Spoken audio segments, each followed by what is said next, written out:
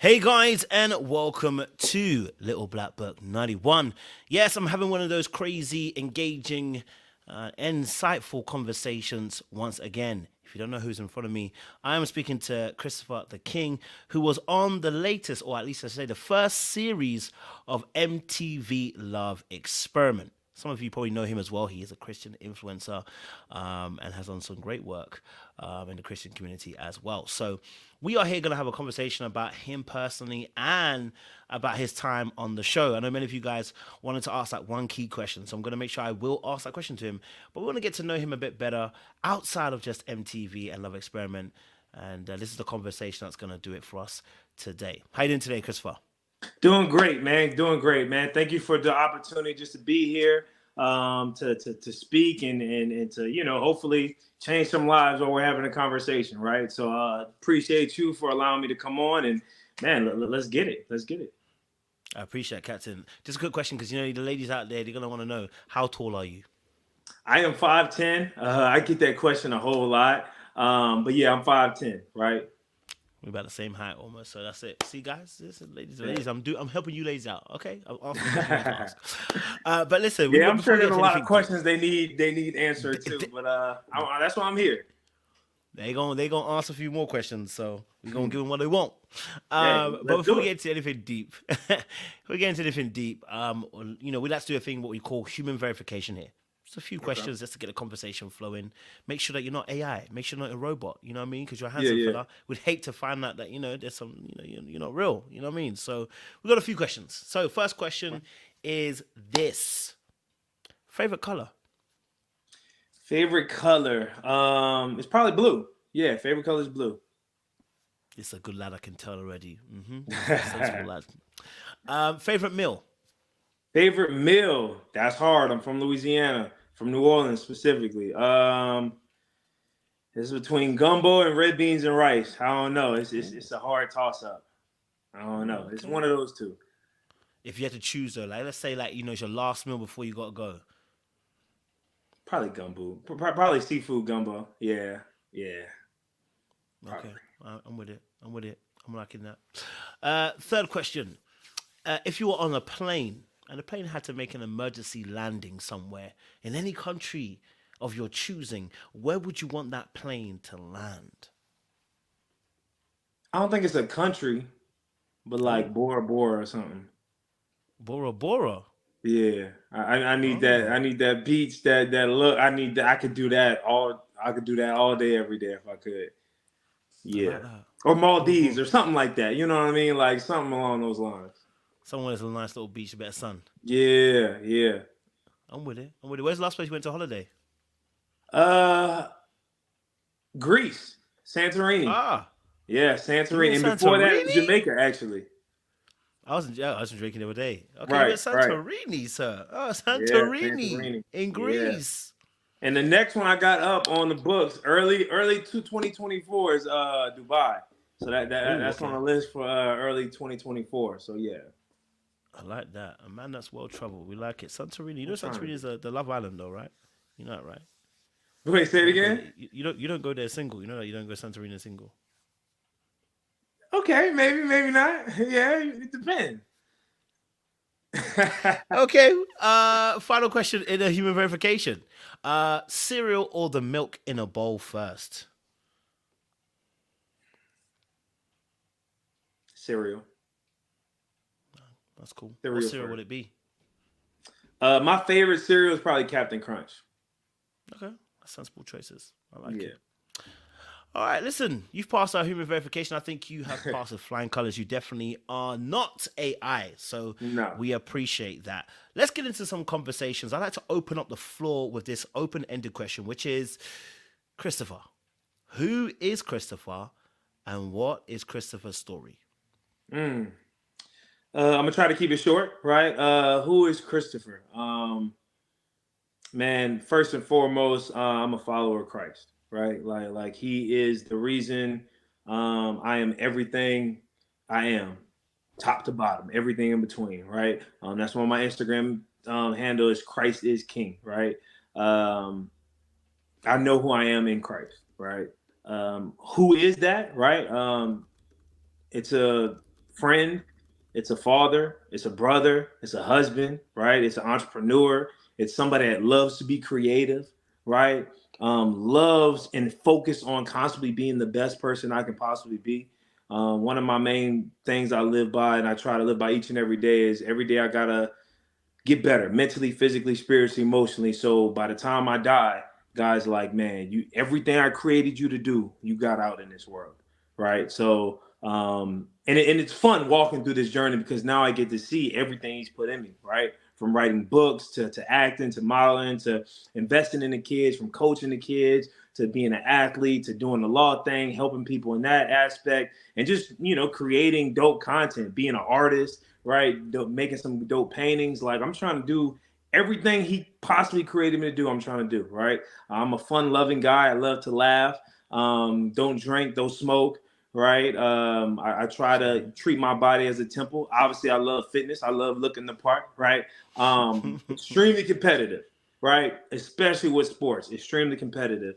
But man, I just love life, right? I love life. I love the opportunity that God has blessed us with, and I try my best to help people live their best lives as well. So that, in a nutshell, that's who Christopher King is. I love that. So obviously, like you said, you've mentioned quite a few things. You know, you're a follower of Christ. You are a go-getter. You're in law. You're an athlete. You're competitive. You're in arts. You're in Mm-hmm. acting. You are in quite many different hats. So I want to take us back because what we like to Okay. do. We like to take people back. So, Chris, you were a young boy. Where you are now, did you always envisage that this is where you would be? And if it is or it isn't, why is that? Yes and no, right? Yes and no.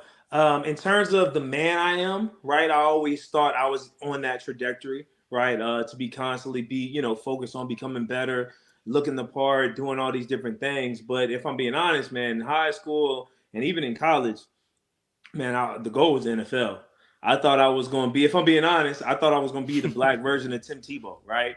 Waiting to get married to have sex and killing it in the industry, showing young men and women, but especially young men, that you can do it this way and you can make it look good, right? Like I honestly thought the NFL was going to be the road, right? Obviously, things changed. God had to wanted me to pivot, so I did, right? And I was obedient. So that's how, law school kind of came about.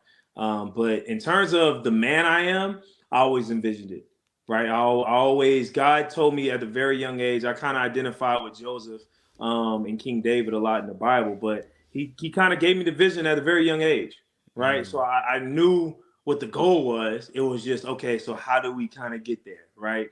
From the challenges, from the highs, the lows, and everything in between. But yeah, I definitely thought I'd be in the NFL right now, still playing. But everything works out for a reason. I love that. So, for you then, in the UK we have a saying. I don't know if you guys have it too. I could have been a footballer, but my Mm. knee. So I want Right, to know right, right, right. what is the reason why there was a pivot for you? Why did you feel like Yeah. God created a pivot for you, and what's the story behind that? Right. For me, thankfully, like I still got my knees and everything. It wasn't even because of an injury, right? It wasn't because of an Oh, injury. Obviously, it wasn't because I got somebody pregnant or anything like that.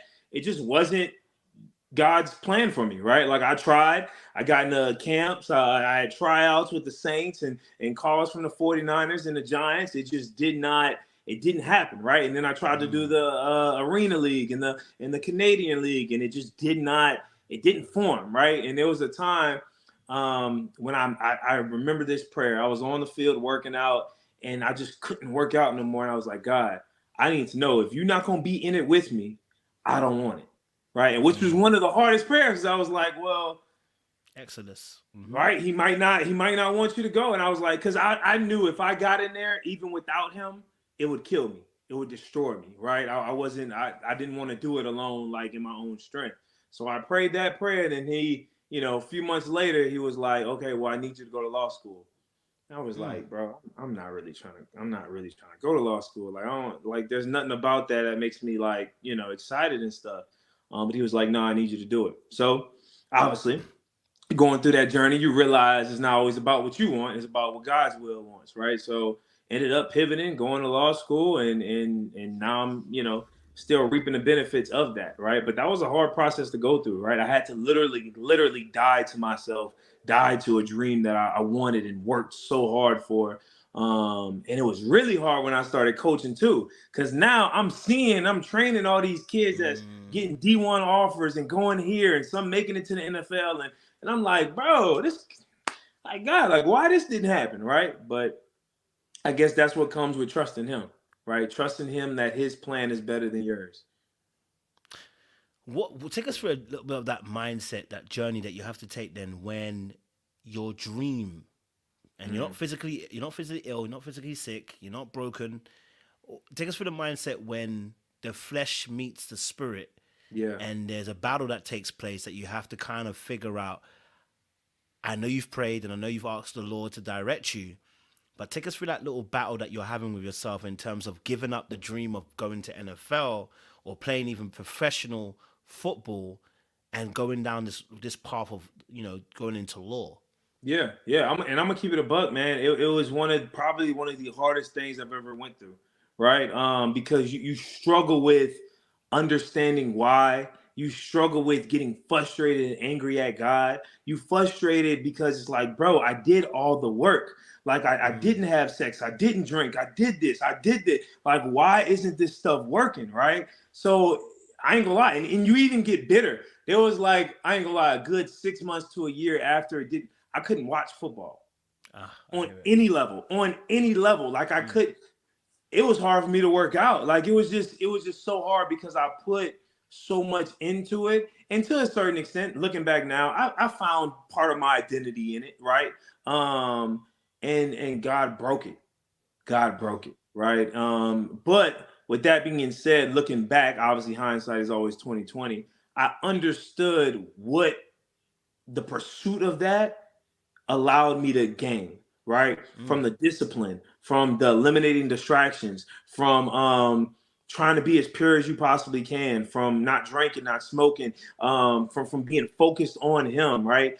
It helped me even in law, right? To pass the bar exam on the first try, and Louisiana bar exam is one of the hardest ones in the nation.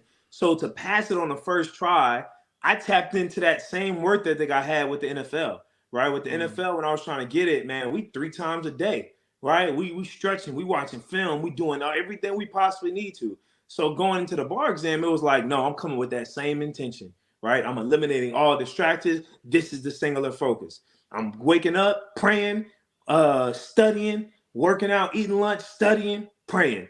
Did that for about a good 90 to 100 days, right? Like, and just, I was able to kind of develop those disciplines, right? So although it didn't work out how I necessarily imagined, man, it seems like now looking back, it probably was the best thing that happened to me. One of the hardest, but the best.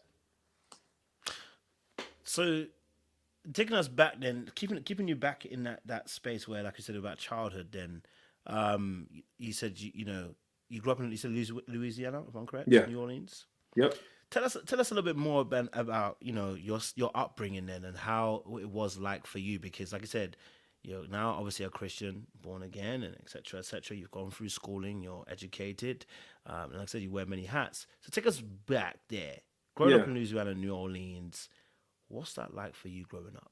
Right, man. Growing up in New Orleans is a little different, right? Like, man, we have one of the most unique cities in the United States, right? From the bad stuff in terms of the crime, in terms of all the, the negative aspects of it, but also in terms of the talent that comes out of New Orleans, the food, the culture, the music, right? I think it's one of the best cities in maybe I'm a little biased, but I think it's one of the best cities in America, right? But my father and my mother, they did a great job of protecting me and my siblings, right? To where we didn't see a whole lot of things, right? Growing up, my mom's side of the family is Catholic, my dad's side is Baptist. So I went to the Catholic school, I went to the regular public schools, and I had the whole experience, right? So I was able to get a lot of different perspectives at a young age, right? I'm a late bloomer. The guy you see today is not the guy that was growing up. Man, I was short, I was small, I was slow. I was the last one picked on some teams. Like it was the guy you see today. So for me, it was very humble beginnings, right? And I had to work. I had to work mentally. I had to work physically. I had to work emotionally. To be honest, my brother was the more gifted athlete, right? Like fast, right? Strong, like just naturally gifted. But for me, what I had was the ability to work, right? That's one thing I had, and one thing God gave it to me. So when I became obsessed about something, oh, I'm out working, right? I'm out working, right? And God, by the grace of God, He blessed me with an opportunity to get a football scholarship, right? My senior year, right? Not the whole career. I was no 5-star, I was no stars, right? And the right school came at the right time my senior year, ended up getting me a scholarship, right? So it was definitely a hard road, and my bad, you throw Katrina in there too, right? Now Hurricane Katrina, and that makes it even more difficult. However, man, when you hear the scripture, man, God works everything together for the good, right? Man, Yes. does He, right? So even Katrina, although it was a tragic thing, it probably was the best thing for my family, right? Because it positioned us to make certain moves, to meet certain people, to connect with certain people, to where things started hitting, right? So I wouldn't change anything about my childhood. Like I said, loving family, loving parents. My dad's an attorney. I got two cousins that are attorney. My aunt's an attorney. So that was kind of embedded. Education was definitely there, and just hard work, hard work. Now you mentioned obviously Katrina. That's that's also an interesting point because I spoke to a young lady from Ready to Love, and she was speaking about her experience about Katrina, which was Yeah. one that was quite difficult to go through. You said obviously for you and the family it was quite a turnaround.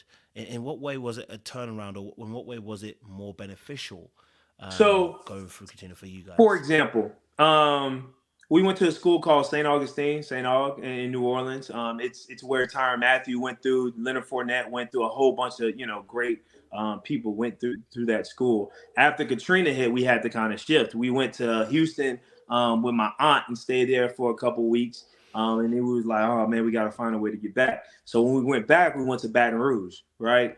Which is right outside. It's like an hour from New Orleans, right? That's where we went to high school. That's where we met. I met friends that are still to this day my best friends. We ended up buying more property, right? Like now we have property, almost 20 houses between Baton Rouge and New Orleans, right? And because of that, we was able to, okay, this is there, so let's get this, or this is there. Like my dad had enough forethought to think ahead in that aspect, right? So I think just from the people and the connections, right? From just the opportunity of making good business decisions, and then just the opportunity to, continue to get an education and be at a good school like Zachary High, just allowed all of us, but allowed me to continue to excel. I love that, man. And obviously, like I said, your father was wise in that time to take Mm. advantage of the opportunity. Because in crisis, there's always an opportunity. That's Yeah, just the reality of life. You know what I mean? yeah, In that way. And so, obviously, for you, then, you've spoken a bit about your dad as well, and you actually spoke about him on the show, going through that as well. What describe your relationship with your father? What was that like for you growing up? yeah. To be honest, my relationship with my mom and my dad are great, right? With both of them, we talk about pretty much anything. My dad is more the enforcer, or the sports guy, manly man, right? Old school. We're both alphas as well, so like we talk about all these different things, from sports, obviously to women, to finances, to everything, right? I say it starts with him, right? Like God put some amazing men in my life to help cultivate me into the man I am today. He is the beginning of that, right? From just having the forethought to say, oh, I want, two sons. I'm making all these sacrifices ahead, for both of his sons to become alphas, from both of his sons to become lawyers. Man, he definitely had a vision that, me and my son, my brother, kind of took it and ran with it, right? So I am who I am because my dad is who he is. Not that he's a perfect man, but he gave me a great platform to stand on, right? And I want to be even better, right? I want to take everything that he did, everything, and be better on all aspects, right? And my mom was there consistent, right? Consistent, loving, nurturing, steady household figure that always made sure me, my brother, and my sister was taken care of, always. So I am who I am because of them too. Period. I love that. I love the fact you have a positive outlook as well on the relationship you had with your parents. Well, it's not always the case, but it's nicer Yeah. when you hear some good rapport that someone has with their parents. For you, then, so what would be one lesson that your dad taught you that you've never forgotten, that you've always, Mm. I wouldn't say no, always heeded, but you've now taken as your truth too? What's one lesson that your dad taught you? One, he always, I would say there's maybe three, right? He always says this to Okay. me and my brother. God bless the child who has his own, right? Like he always says that, right? Just so we can, be motivated to do that. He always will say, nobody cares, work harder, right? Like no, like you can whine, you can cry. At the end of the day, nobody cares, work harder. But the one that probably sticks with me the most is like everybody's going to have an opinion about you, right? They're either going to praise you and think you're overly higher than what you are, or they're going to criticize you and think you're lower. You're always somewhere in between. So you can't live on the praises, but you also can't kill yourself on the criticism and stuff. So you got to understand, look, it's going to come both ways, right? There's going to be praises and there's also going to be the ridicule. Learn how to deal with it and stay in between. That's why, like, I think identity is so important. You got to know who you are. You got to know who God created you to be. To where if anybody say anything, right, on TV, not on TV, in media, whatever, then I know who I am, right? I know who I am, and I'm walking boldly in that. You may have an opinion, but look, that's just your opinion. I know who I am. I know who I'm serving, and I'm not deviating from that. Love that. Love that. And just one lesson from your mum that you've Mm. always held on to, or one thing that she said, or you have three, you can go for that as well. Something that she said to you always. Whew, okay, so one thing from my mom is definitely like, yeah, definitely it is. It's not what you say, it's how you say it, right? It's Mm, not what you say, it's how you say it. So a lot of times that helped me just become a better leader because now I understand the message is always great, but how you deliver it can mm, be a determining factor of how good of a leader you are or how good you agreed. can communicate that leadership, right? Family is extremely important. That's another one. You gotta have good family. But I would say probably those two. Probably family is probably the most important thing, but also, man, it's not what you say, how you say it. I think I carry that part with me pretty much in every different aspect or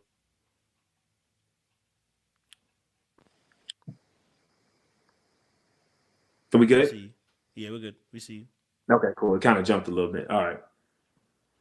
No. So obviously for you then, high school, college, these are critical times in a man's life, Mm-hmm. right? You've had a good upbringing. Both your parents, made some great decisions as well. Once you're being young, um, you know, I want to know what it's like for you navigating high school, potentially going into college, because, like you Mm. said, you're on the Jesus walk, and I haven't asked much about that. I'm gonna get there in a second. But what is it for you? What is it like now formulating your own identity as a man in that space of high school and college? What was that like for you, Christopher? Ooh, now it gets interesting, right? So growing up in high school, I was a believer. I got saved around 13, 14 years old, right? But I don't think I really understood the magnitude of what I was doing yet or what God was doing in my life. So in high schools, I was just like any other dude. I was trying to have sex. I was trying to do the whole thing. Like I was trying to be like the guy, the man, like that was me, right? Like, and not like in a overly crazy way, but I was just like any other high school young man, right? Wanted to have fun, wanted to play football, get a scholarship, and the woman that I was attracted to, there wasn't like a whole bunch, but I wanted her, like I wanted her to be my girl, right? And I had some high, I had some high standards, right? So I would be going for the woman that's a senior, right? The track star, the this, the that. Like I would go for the top of the chain, right? But for some reason, I mean, obviously we know what that reason is now, but for some reason, God never allowed the opportunity to kind of come to pass where I were to get intimate with a woman or to lose my virginity. And like every single time I tried, something happened. Something, and not necessarily horrible, but it just got blocked, right? It was like, oh, my parents are coming in town, or oh, I don't have a ride, or oh, like there's always something little that just didn't happen, right? So you asked one of my best friends, Byron Johnson, like, man, when I said I was going to Henderson State University in Arkansas playing football, I was like, man, if she ain't about, doing that, man, I'm not even talking to her. Like that's my focus, right? Literally going into my freshman year of college, all that changed, right? All that changed. Me and him, we decided to create like a pact to say, you know what, we are limiting, our goal is to get to the NFL. So we're eliminating all distractions, right? No drinking, no smoking, no sex. We've taken all that time and energy and effort and we're putting it towards our craft, right? We're working out, we're stretching, we're watching film, we're doing all these other things that's going to give me an edge. Because obviously I'm not 6'3", I don't run no 4'2". So I needed something that was going to give me the edge to compete with some of these guys, right? And it was my work ethic. So that's what we did, right? So going into that summer before, because I left a little early, that summer before my freshman year in college, man, I was focused. And then I was that guy to where once we got on campus, I was moving a different way. So much so to my freshman year, man, a lot of guys on the football team thought I was gay, right? Because it was like, oh, why you not smashing these girls? Or they coming at you, they talking about, like, why you not doing it? I'm like, bro, I'm focused. I'm trying to get to the, the bag, so to speak, right? I'm trying to get to the lead. So that was a rumor that was going around, and God was like, this is training. Stand in it, right? Like, don't run away. Don't change who you are. Don't fall in love with the peer pressure. You stand in that. And that's when God literally trained me to be so outspoken and stuff that I am today, right? Because I know who I am. I know who he created me to be. I know why I was doing certain things. And ain't no man, ain't no teammate, ain't no fraternity or anybody's going to tell me or convince me otherwise when I already know this is what God told me to do. So it allowed me to get very tough skin, right? And that strong will to where it's like, this is how I'm living my life. This is how we going to live it. And through that, man, college was a blast, man. I was third on my team in tackles, led my team in interceptions. We won 2 championships, went back to back, pledged Alpha fraternity, part of a business fraternity, had over 3.3 GPA all my years, graduated early, majored in business finance. Like college was amazing. College was amazing. Wow. I mean, I guess obviously it's so different. Some of us maybe around that time, you know, I was virgin up until 17 years old, Okay. and then I met a girl, fine one like that, Yeah. and God tried to stop me, but I was forceful with it. But so it's so that is quite interesting to see that you had a different perspective, that you were able to stay disciplined and channel that focus elsewhere.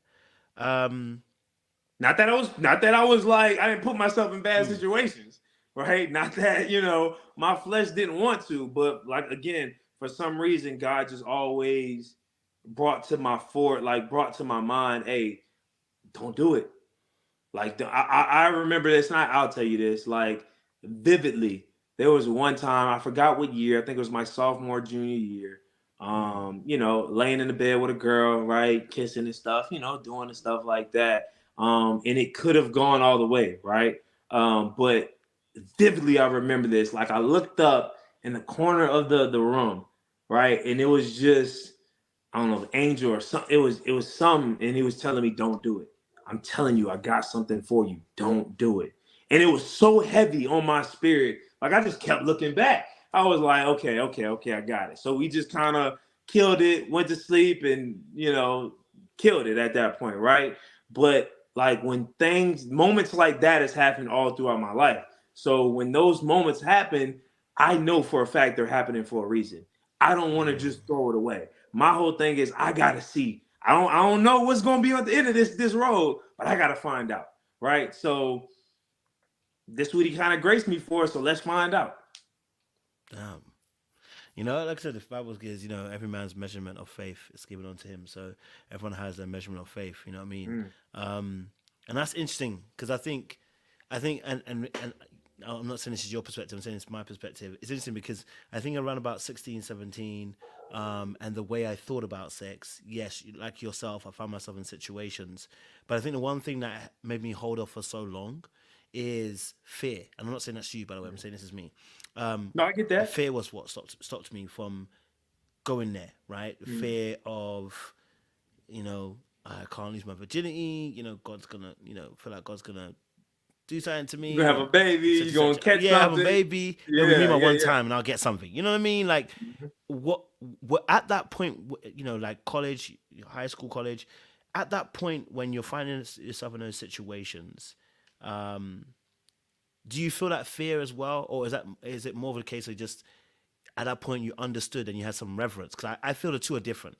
Like having a fear is less about the relationship I have with Christ, and the reverence is more about the understanding I have of Christ and my relationship with Him. So for you at those points in time, was that more fear or more reverence? Would you say? I'm gonna say I had both. I've had moments to where it was the reverence, right? But I've also had moments to where it was like the fear, to where it's like, bro, come on now, like it'd be the one time you do it, watch everything like changes, right? And my whole thing is I never wanted to forfeit a promise God had for me for a temporary pleasure, right? That was only going to last, 10, 15, whatever minutes or whatever, you know what I mean? So I was like, it wasn't worth it. It wasn't worth it. So I was like, you know what? Part of me, maybe a little fear sometimes, some occasions, but the reverence hit a whole lot more towards like, bro, you can't do it. Like you know God has for you. And even to this day, I just had talks with one of my best friends, spiritual fathers. He's like, Chris, everything that's connected to your destiny, to your purpose, is attached to your purity. Like, and it's like I know it, but sometimes like it's frustrating because I'm like, bro, I can't make a certain mistake, right? Like you know how it is. Like when you get to a certain level, right? There's certain mistakes you just can't make no more, right? Because it's not a mistake, you're deliberately doing it. You know what I mean? So it just got to that point where it's like, nah, Chris, like we just gotta stand in this and look, this is the cross he gave you. Carry it well, right? Like other people has different callings for different things. This is what he gave you, so strap up and let's go, How heavy is that burden to? And I'll confess, and this is going to be an interesting conversation now. So I'll confess when you said that you've been told that everything's tied to your purity. I'll be honest, my mind was like,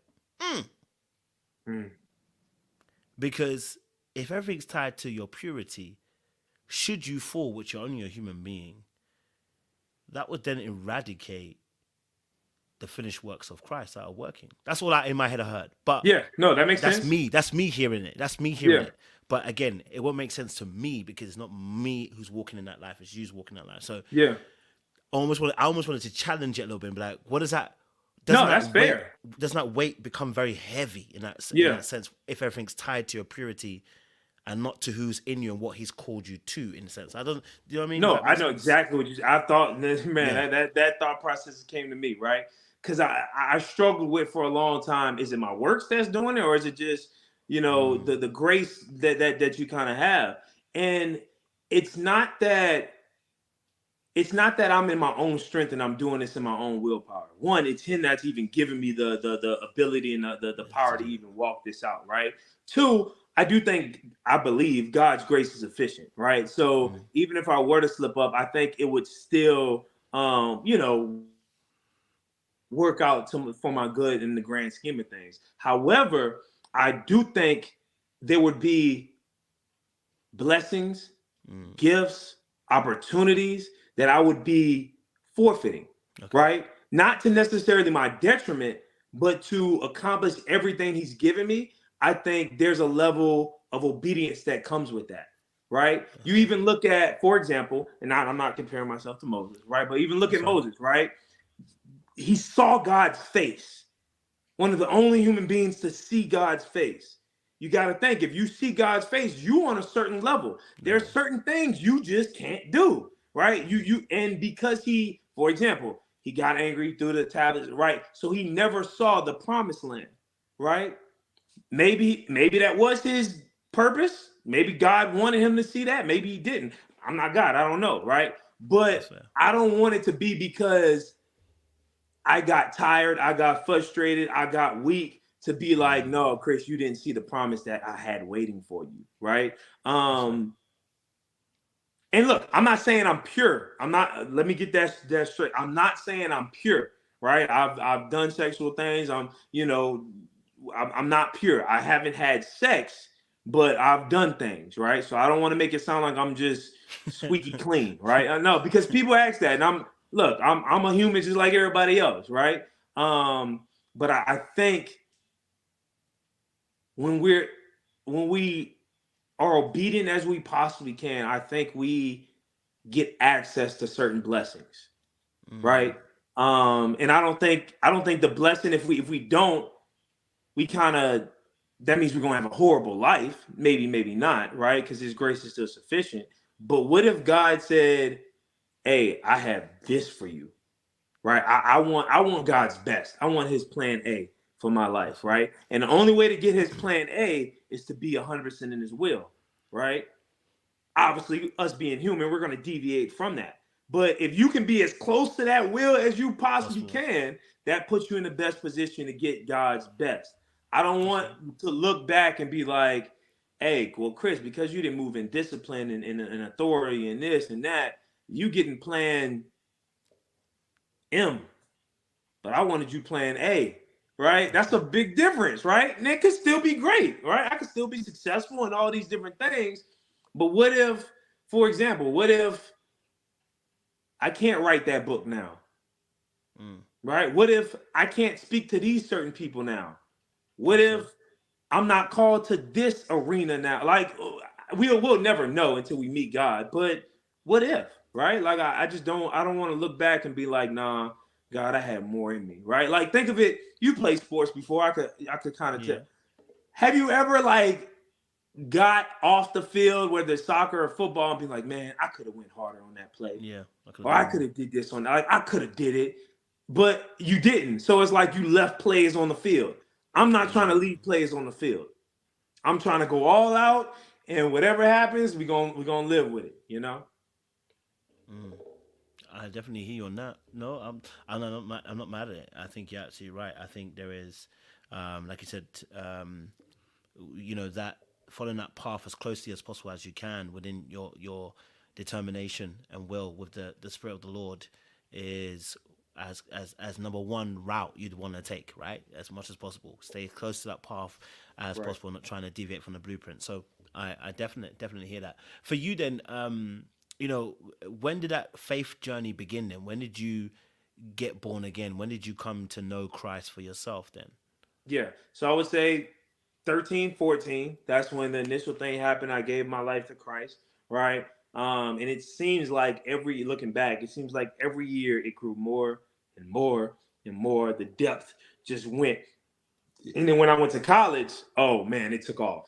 I'm gonna keep it honest. It took off from going through the virgin thing to working through that, being by myself. God put, and I firmly believe this.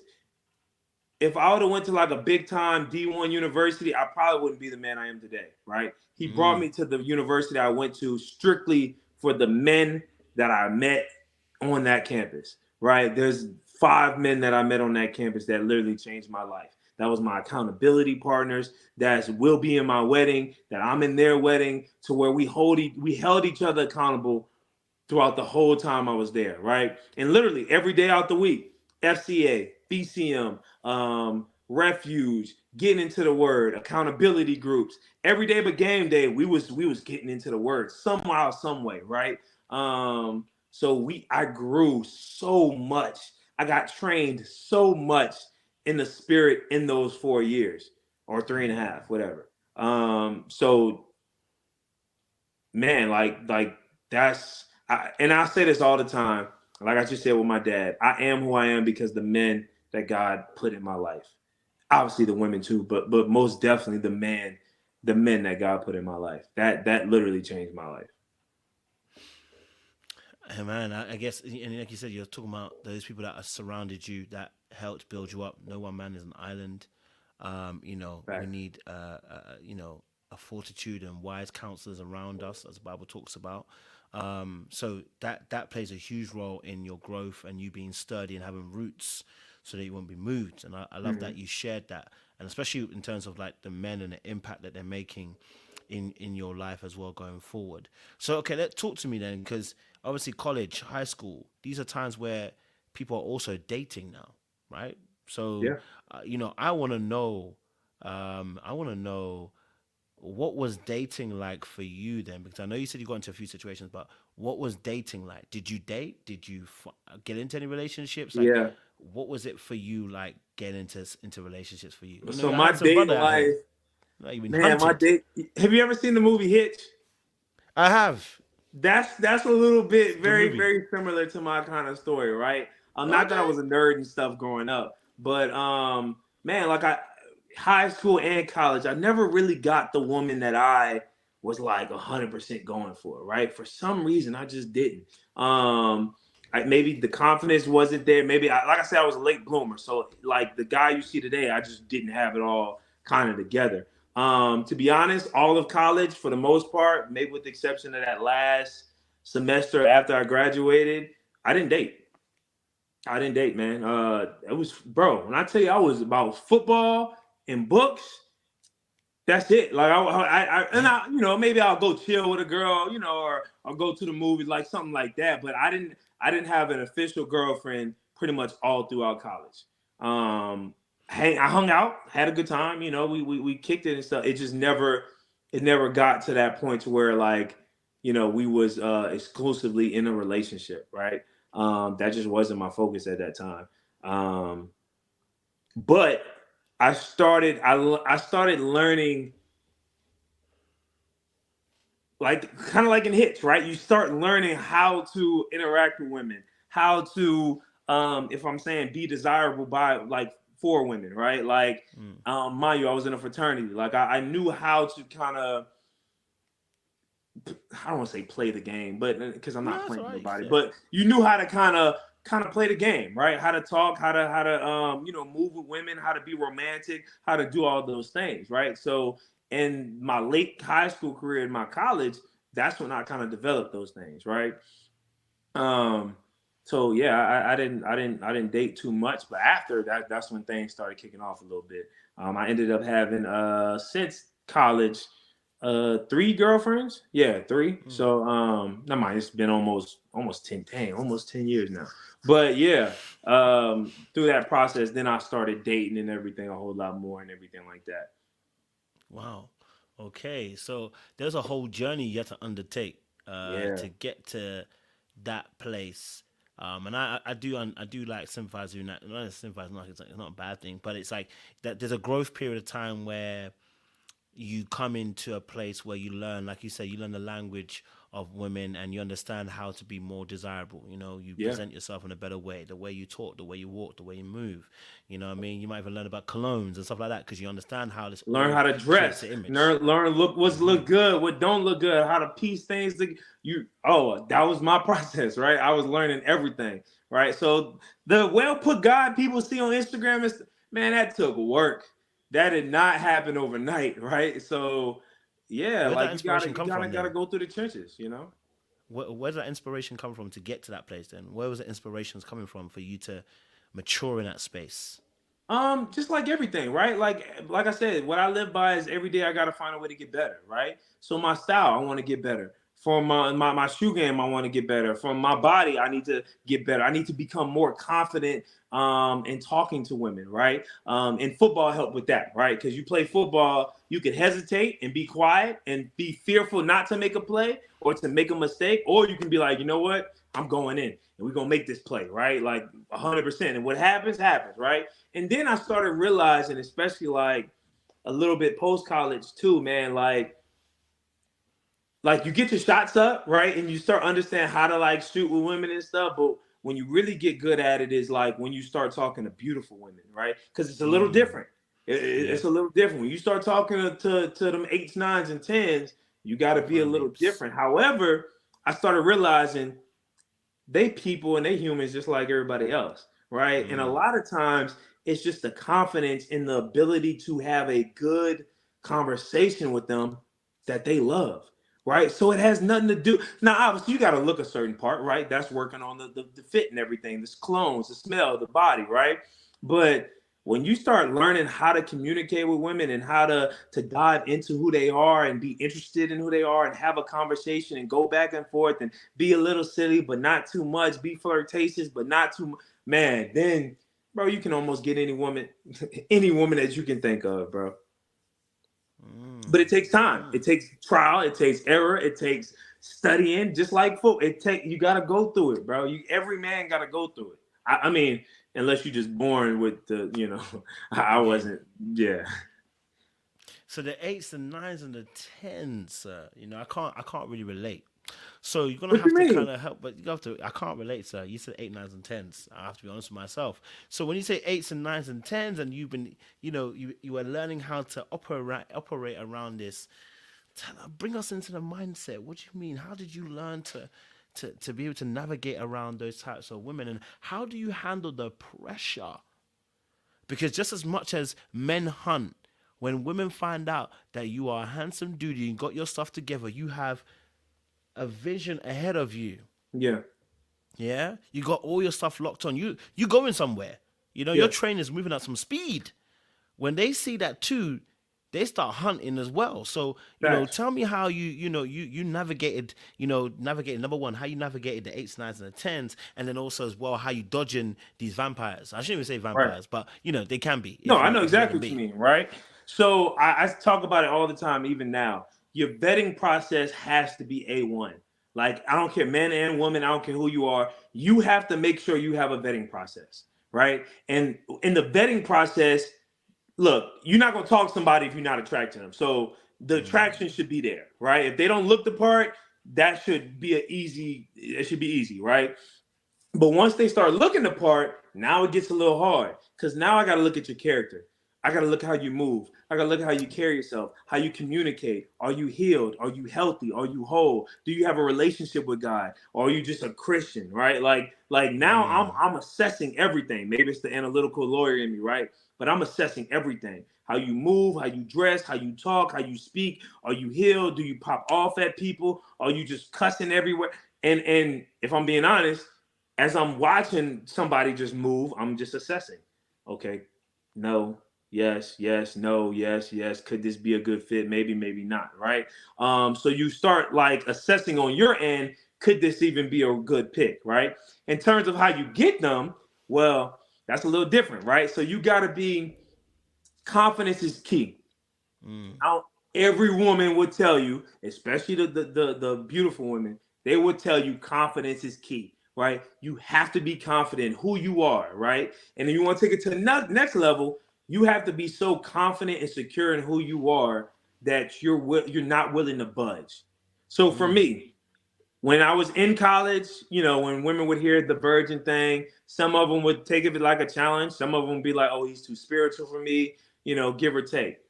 As we got older, women started understanding, oh, I want a man with discipline.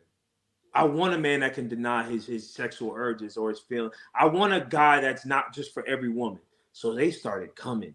And then if you got the look, if you got the body, if you don't look like the 40-year-old virgin, then they're going to be like, bro, that's something now, right? And then you're confident, right? Then you know how to dress. Then you smell good. Then you have a good smile. Then you make sure you got the look right. And then it's like, bro, you almost the complete package. Now you get an education. Now you get emotionally intelligent. Now you get all these, now you get the job or the career, or you get your finances in order. Now you do all these things to where it's like, bro, every bad apple, all the other bad dudes, they're just going to eliminate themselves, right? So when a woman sees you, they're gonna be like, whoa, man, like this dude is a really nice pick. And then at that point, all you got to do is come up with an excuse to talk to him and just talk, right? So me, I don't holler at women, right? I don't come at them and be like, you know, Will Smith. I don't be like, hey, I seen you. I know your feet must be tired because you've been running through my mind. We don't need to say all that, right? Like we don't need to. All you got to do is say, come up with a conversation and make them feel like you're interested, like they're valuable, like you're intently on what they're saying, right? So, for example, it's even easier in college because you got an excuse. You could just start off, you see a woman that's beautiful, you can be like, hey, do you know where such and such hall is? And they will be like, yeah, maybe it's over here. I don't know. It's like, yeah, man, I'm having a hard time. I'm kind of new here. I'm still trying to figure my way, right? And they'd be like, well, yeah, X, Y, and Z. Be like, hey, so where are you from? What's your major? And then you just start talking, right? And then they'd be like, cool. So what I don't do too, especially if you know you're going to see the woman again, I don't ask for numbers. There's no need to. The goal is not to ask and get their number. Their goal is to make them feel so interested, shock, awe, whatever you want to call it, to where now you're on their mind. To where when y'all leave and separate, she's thinking, man, who was that dude? Like, that was a good conversation. Who is the dude? So the next time you see him, or if you find him on Instagram, or if they find you, because they do, right? Once you get in their head, now they're going to find you on Instagram and be like, oh, then they're going to look at your profile and be like, man, this dude kind of, and then now you're in there, right? So I think the goal into talking to women, especially them 8s, 9s, and 10s, bro, you got to be different, right? You got to be different. You got to be set apart. And then you got to have that confidence and that comfortability to make them let their walls down. Once they let the walls down, now you can have a genuine conversation. Now, dudes, if you hear this, if any dude, don't be using this for evil, right? Don't be using this game and be messing over women, bro. Like, you know what I mean? I'm not saying you got to marry every woman you like do this with, but bro, don't be using this stuff to be evil, man. Like, yeah, I know, right? Because somebody's gonna watch and be like, oh, I'm gonna start adding that to the. Nah, bro, just be like a good, honorable man, right? Because every woman is gonna respect the man that is who he says he is, that is a man of his word, a man of honor and integrity. Every woman is gonna, well, every good woman is gonna respect that, right? And then it's easy at that point. I appreciate the game on that. So obviously it sounds like you got the game down packed, right? You know what I mean? I think I got a good, a good You, understanding of it. you got a good handle on this. So, Christopher, I got to ask a question. You're a Christian, bad boy. What does that mean? You like to play some games, Christopher. Well, what's the game? Like, because that's so broad, man. You know, I'm an attorney. We got to be specific. Okay. Like, let me what you mean? specify it. Let me specify it. Since you're virgin, right? You said said that you're virgin. Fantastic. So your game, and this is something that I tell the audience because I have my own past and history. Your game isn't to get them into bed. No. Your game is to see if they want you. It's to see if you can lock them in, if they want you, and that's the game done. Maybe that's not you today. But it sounds like that's how the game in college, yeah, more the so emotional game. To a certain extent, more so in college, yeah, because I was still trying to learn, right? I was still trying to crack the code. Me now, no, like I ain't got time for all that. I'm focused on purpose and stuff. I ain't got time to be playing those games. But back when I was younger in college and stuff, yeah, I could say that was part of the game, right? To understand like how do I get this girl? How do I become more desirable? How do I do all these different things? Which, if I'm being honest, to a certain extent, I mean, unless you just go into college and get married, that's what college is for, right? Like you're learning, you're trying to grow, you're trying to become the man or woman that you're trying to be, right? I'm not saying, and I think, not that I would lead women on, because let me say that. Not that I would lead women on. I would always be upfront if I was dating multiple people or whatever, right? But like a woman knew, and women, if a guy wanna make you his girl or just this a fling that we just kind of having fun with, right? They will specifically say, no, woman, like I'm trying to make you mine. like period, right? So don't, just because a guy is, you know, flirtatious, that's a good start, right? But you got to take everything face value, right? Don't start dreaming and being like, what is it like gonna be married? No, sweetheart, that's not what you at. Until he says that, until he gets there, now you can start thinking about that stuff. But until then, just enjoy the moment, add value where you can. And that was my thing. In every relationship I've been in, obviously wasn't in a marriage, but I always tried to add value. I always tried to help assist that person in becoming the best woman that they can possibly be, right? If it turns into a marriage and stuff, great. If it doesn't, I want them to say, because I knew this man, because I was in a relationship, man, he made me better. He exposed me to more things. He didn't mess over me. That's my goal in every relationship. I like it. So I don't think it's a bad boy. It's just, He was a bad boy. I don't think I wouldn't say it's a Christian bad boy, right? He was a little Christian bad boy. You drew these ladies in, got them a little bit excited. They were like, "Oh my God, I got a little Christopher." Meanwhile, Christopher knows he isn't going all the way. He's not going all the way. But the fact that she wants to go all the way, it's like mission accomplished. Well, I mean, you see, Yeah, you see, Christopher. But think about it though, because like, I don't want to. It's okay, bro. We've been there.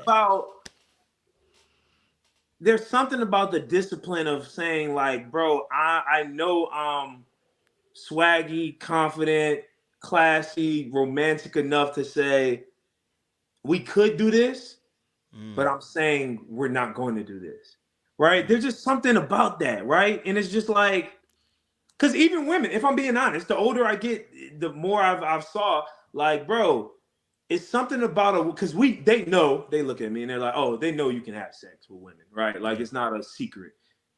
But the fact that you're not, that's like even more wow factor, right? Because it's like, I'm not like no 30-year-old, 40-year-old virgin that's just a weirdo, right? And don't know how to dress, and you know what I mean? So they know that, and I'm still saying, you know, like, this is how I'm living, right? It's attractive. If I'm being honest, it's attractive to women. And I'm not mad at it, bro. I'm not mad at it. I was being a bit facetious and cheeky, but Yeah. only because, you know, like, I think there's a part which obviously is, we on this channel, we talk about dark arts, right? And most people operate in it. If you're self-aware enough, you probably realize you operate in some level of dark arts, right? And so when I was hearing you talk, I was like, there's a level of dark arts here that you've learned, right? And the dark arts is and forgive the word, but it's the manipulation, power, and control. It's the ability to be able to understand how to use it for your purpose. Like, so in some sense, what I was describing and what I was hearing you say was, and I've told this story to the audience before I lost my virginity, one thing that I loved to do was to bring women to the line of when it's about to get to sex, and then I'll be like, can't do this. God, I can't. And that was my validation, because I knew that I can get you to that point. And so when I was hearing you, I was like, well, I'm hearing a little bit of darkness. That Chris got there. Okay, got a little bit of game. You know, and I'm not mad at it. It's just a reality that we kind of go through when we're younger. We kind of learn to go through those processes and those times, because it's oftentimes part of our growth in terms of our environment. I agree with that. I think it is. I think the lessons I learned in high school, you know, getting your heart broke or whatever, going through hard situations, or even trying to play football, like, there's sometimes that you gotta like flip the switch, right? And even I tell my guys that play football, right? Like, look, you can be this Christian great guy, X, Y, and Z, but when you're in this lines, bro, you gotta knock somebody's head off. Like, you ain't gotta be soft, right? Like, nah, you gotta understand, like, this is who I am. And because at the end of the day, like, you're a warrior, right? Christian, you're a warrior, right? You gotta know how to fight, right? And if you don't have any of that grit, tenacity, whatever words you want to use, man, you're gonna get misused, right? You're gonna be hurt. You're gonna be wearing your heart on the sleeve. You're gonna be doing all this stuff, right? And you kind of gotta learn how to eat them things, right? Take them licks, learn how to make the adjustments, and keep moving. So for you, 3 relationships. Why did these 3 relationships end? A lot of them, just because, if I'm being honest, we was in 2 different places in our lives. Okay. obviously, you know, hindsight is always 2020. So like you mature, you grow, you get better. And all those women were amazing women. They're gonna make amazing wives, right? It's just the timing didn't really line up. Maybe they kind of wanted something. I didn't want something. We just wasn't seeing eye to eye. I was on a different level. They was on a different level. It just never kind of got in rhythm to be like, okay, let's make this kind of become man and wife, right? And get to that point. Like I said, great women. I can never bash any of them. But it just they were they were great wives, they were great women, they just weren't my woman, my wife. You know what I mean? And I think when you start getting into a certain arena, you start understanding there's a difference between a good woman and the right woman. Okay. Right? There's a difference. A good woman looks good on paper. She looked the part. She do this. She got the educate. She looked the part. If I gotta pick, she a good woman, right? The right woman is going to hit differently. The right woman is going to make you better. The right woman is going, not that you bad, but the right woman is going to bring out certain things in you. The right woman is going to, it's going to be a completely different effect, right? And although they were great women, I think it was a great relationship, right? There was no toxic, nobody cheated. I never had those experiences, right? It just wasn't the right woman to say, okay, it's just going to be the rest of a life kind of thing. Is that code? And you can correct me. I'm again being facetious. Is that code word for I can get better?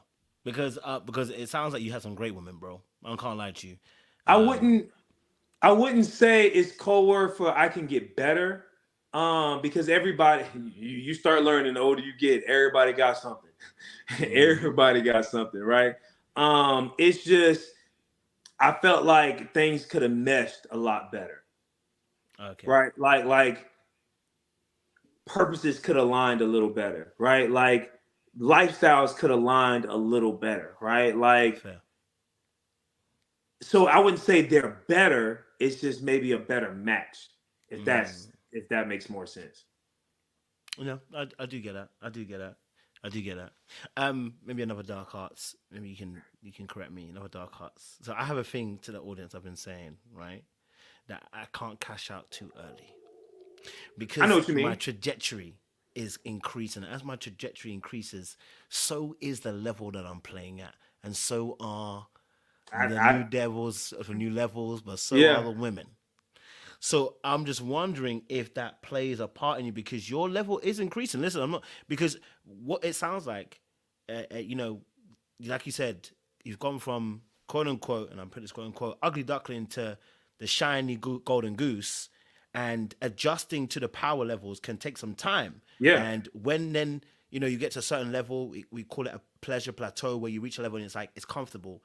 But then when you also then push past that and you get to and you're seeing yourself breaking barriers after barriers after barriers and yourself going high. I mean, you're teaching, you're also a lawyer, you know what I'm saying? You're a Christian, you're an influencer, your market is increasing exponentially. Your Right. rooms you're going into are exponential. The women you're going to be exposed to are exponential. Is this playing a part? And my audience have accused me on several occasions, and they're probably right, but are playing a part in your decision making as to the kind of woman you're looking for that maybe you're feeling like it's not necessarily the right time just yet rather Yeah. than it. Maybe not, I shouldn't say rather, but alongside the idea of this woman being a good woman or the right woman. You know what I mean? So I would say this, right? Because I think it's like a two-pronged thing, right? I think Yeah. when I was younger, part of me, yeah. Part of me was like, well, you constantly elevating, you're growing, you're getting better, you're gonna be exposed to more, there's gonna be more different women, higher women coming at you, yada, yada, yada, right? I think as you grow, as you mature, like I said before, you realize that everybody's gonna have something, right? You also understand everything that glitter ain't gold, right? But you also like where I'm at now in my life, and for like the last maybe 5 years, you start kind of understanding that yes, you're going to constantly get better, right? But as a single man, you're only going to be able to do so much, right? Like you can get to level on a scale of 1 to 10, you can get to level probably 8 by yourself, right?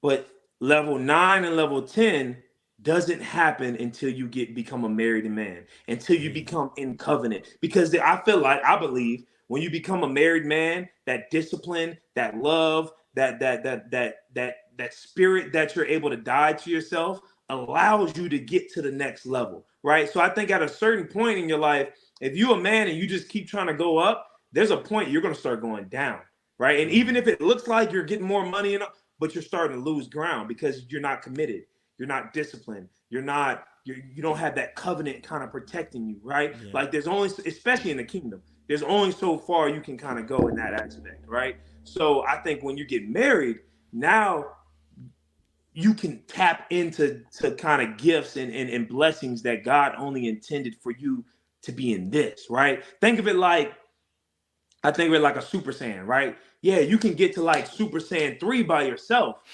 but in order to get to Super Saiyan God and Super Saiyan Gold and all this other stuff, bro, you got to be able to be in a certain, like, it got to be different, right? And I think the right woman is going to bring that part out of you, right? Because if our goal is to be like Jesus in everything that we do in our life, right? I feel like we only really understand love, I mean unconditional love to a certain extent, through a marriage, right? Because now you have to die to yourself. Now you have to die for this woman. Now you have to love this woman like Christ loves the church, which is you. So I think you learn different aspects about you that make you a better man, right? So I wouldn't say it's just on some, oh, the higher I get, the more access I get. You start realizing, bro, the right woman is going to make you that much greater, because there's only so how high you can get by yourself, right?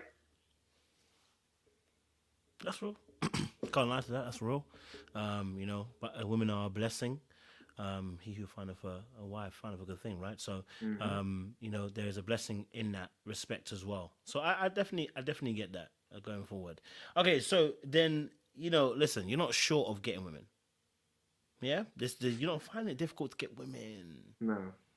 My question is, why are you going on to MTV Love Experiment, Chris? Yeah, a couple reasons, right? One, you never know how God is going to do things, right? And I think a lot of times people be like, people kind of cut God off. Oh, well, he's not going to do it this way. He's not going to do it this way, or X, Y, and Z, right? I prayed about it, right? I talked to good counsel about it. God said, no, do it. This is what I've been training you for. I've been training you to come on a platform and to represent yourself this way, and to and see what happens, right? Who knows? I could have met my wife on there, right? I mean, obviously I didn't, but who knows? I did not know that at the time, right? So I was like, why would I? Or I could meet my wife from what comes from it, right? Like, because now somebody saw it and then we cross paths, then it's like, well, now you got your wife, right? But I didn't want to be like, all right, well, why would I go into this MTV, this industry, and I'm this Christian guy waiting till marriage and X, Y, and Z? Bro, I ain't scared of no territory, right? God created me to be a warrior. He trained me to a certain extent, so we gonna go and take territory. And I don't want to be the guy to be like, hey, I want young men to see a guy like me and be like, nah, he's comfortable in that, right?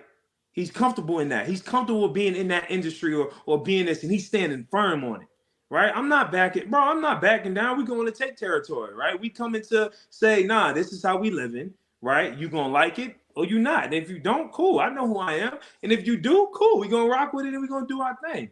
I wasn't scared of the fact that it was MTV or Hollywood or this, or they're going to make you look. No, I ain't worried about that. I know who I am. I know who God created me to be. I know who he trained me to be, right? So let's go in there. Let's see who we meet, right? Let's see what happens, right? And let's show people out in this world that, no, you can be the virgin.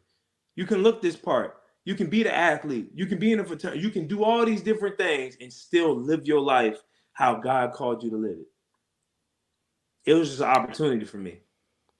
I'm not mad at it. I think that's a fair point. I think some of us are called out into the marketplace, and some of us aren't. You know what I mean? And those who are called to the marketplace, sometimes it doesn't look very Christianese to those of us who are in the four walls sometimes. You know what I mean? Like, and it's something I've had to grow to understand fully over the last decade or so when it comes to those in the marketplace, because think about it.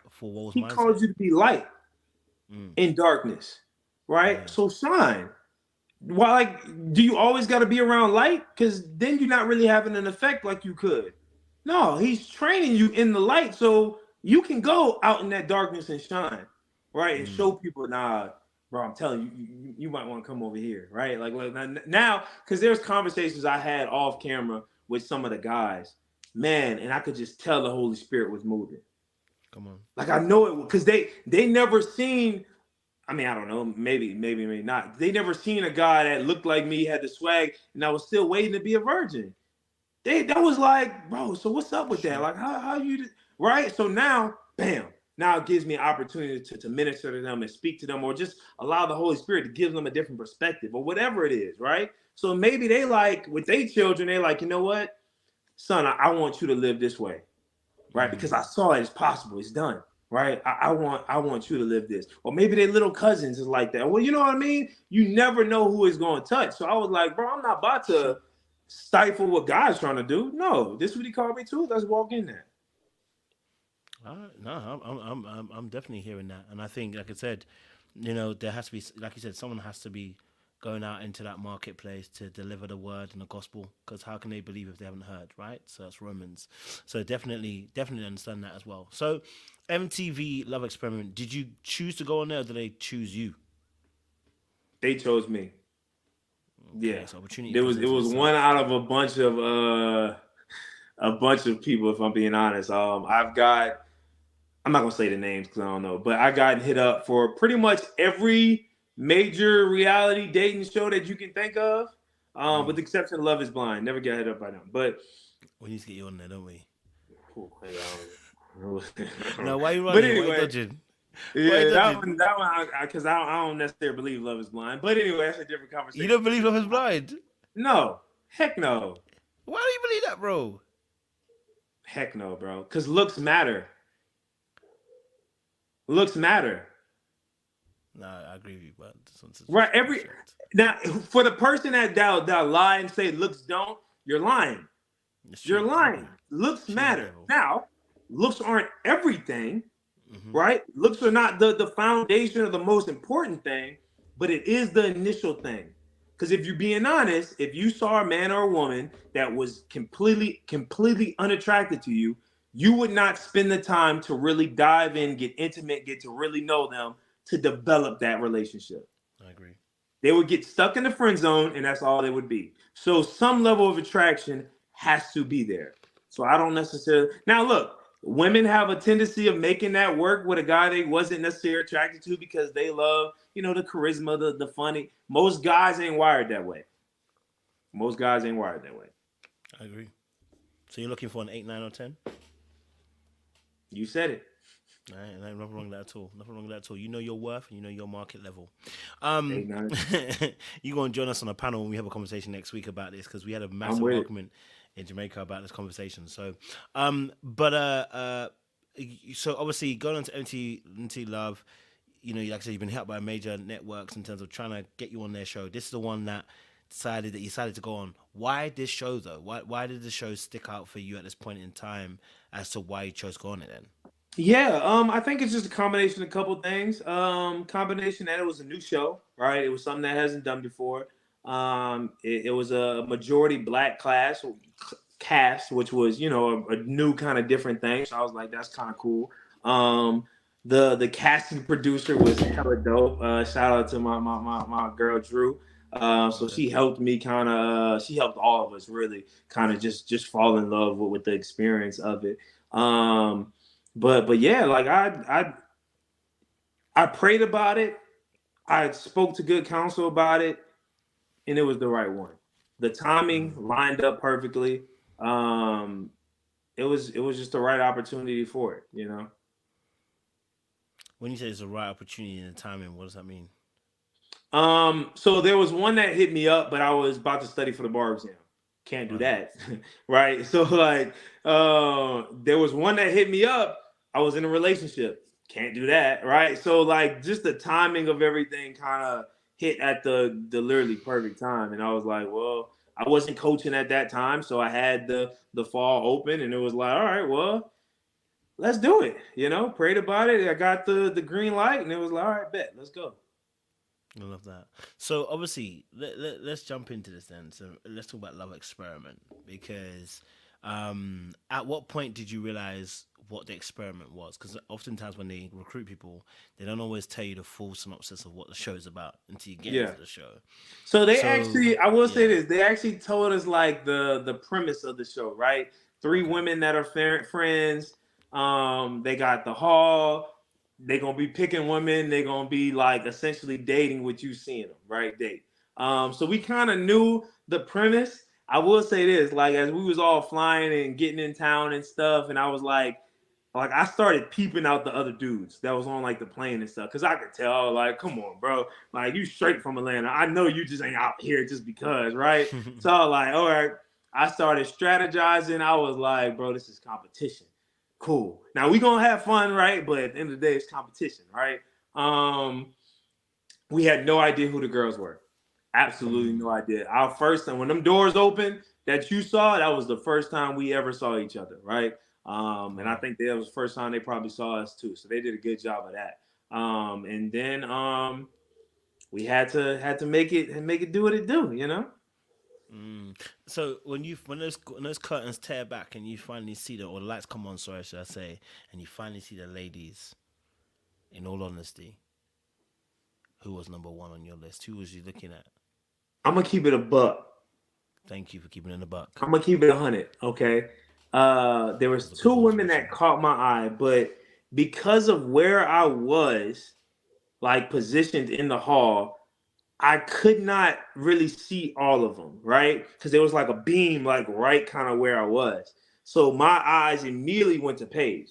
Paige had an Right. orange dress on, and it was like right in front. So that was like immediately went Bang. to it, right?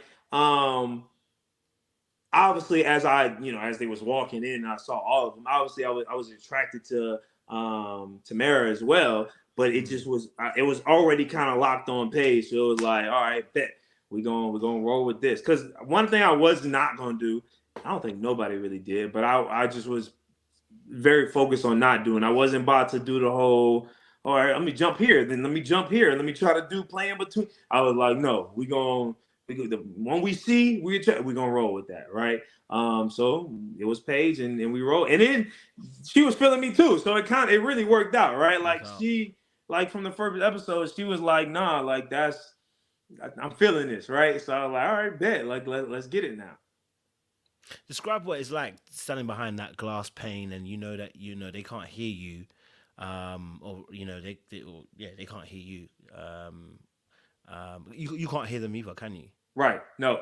So it's kind of like Instagram in person, right? Mm. So like they're looking at you, they're scrolling through your pictures, and you right there, and they can see you, right? So I would just say, I mean, it was just I guess, an opportunity to be confident, right? Like I said, I had the fit on, I had the suit. I was one of the only guys that decided to wear a suit. I was like, nah, we gotta look the part too, right?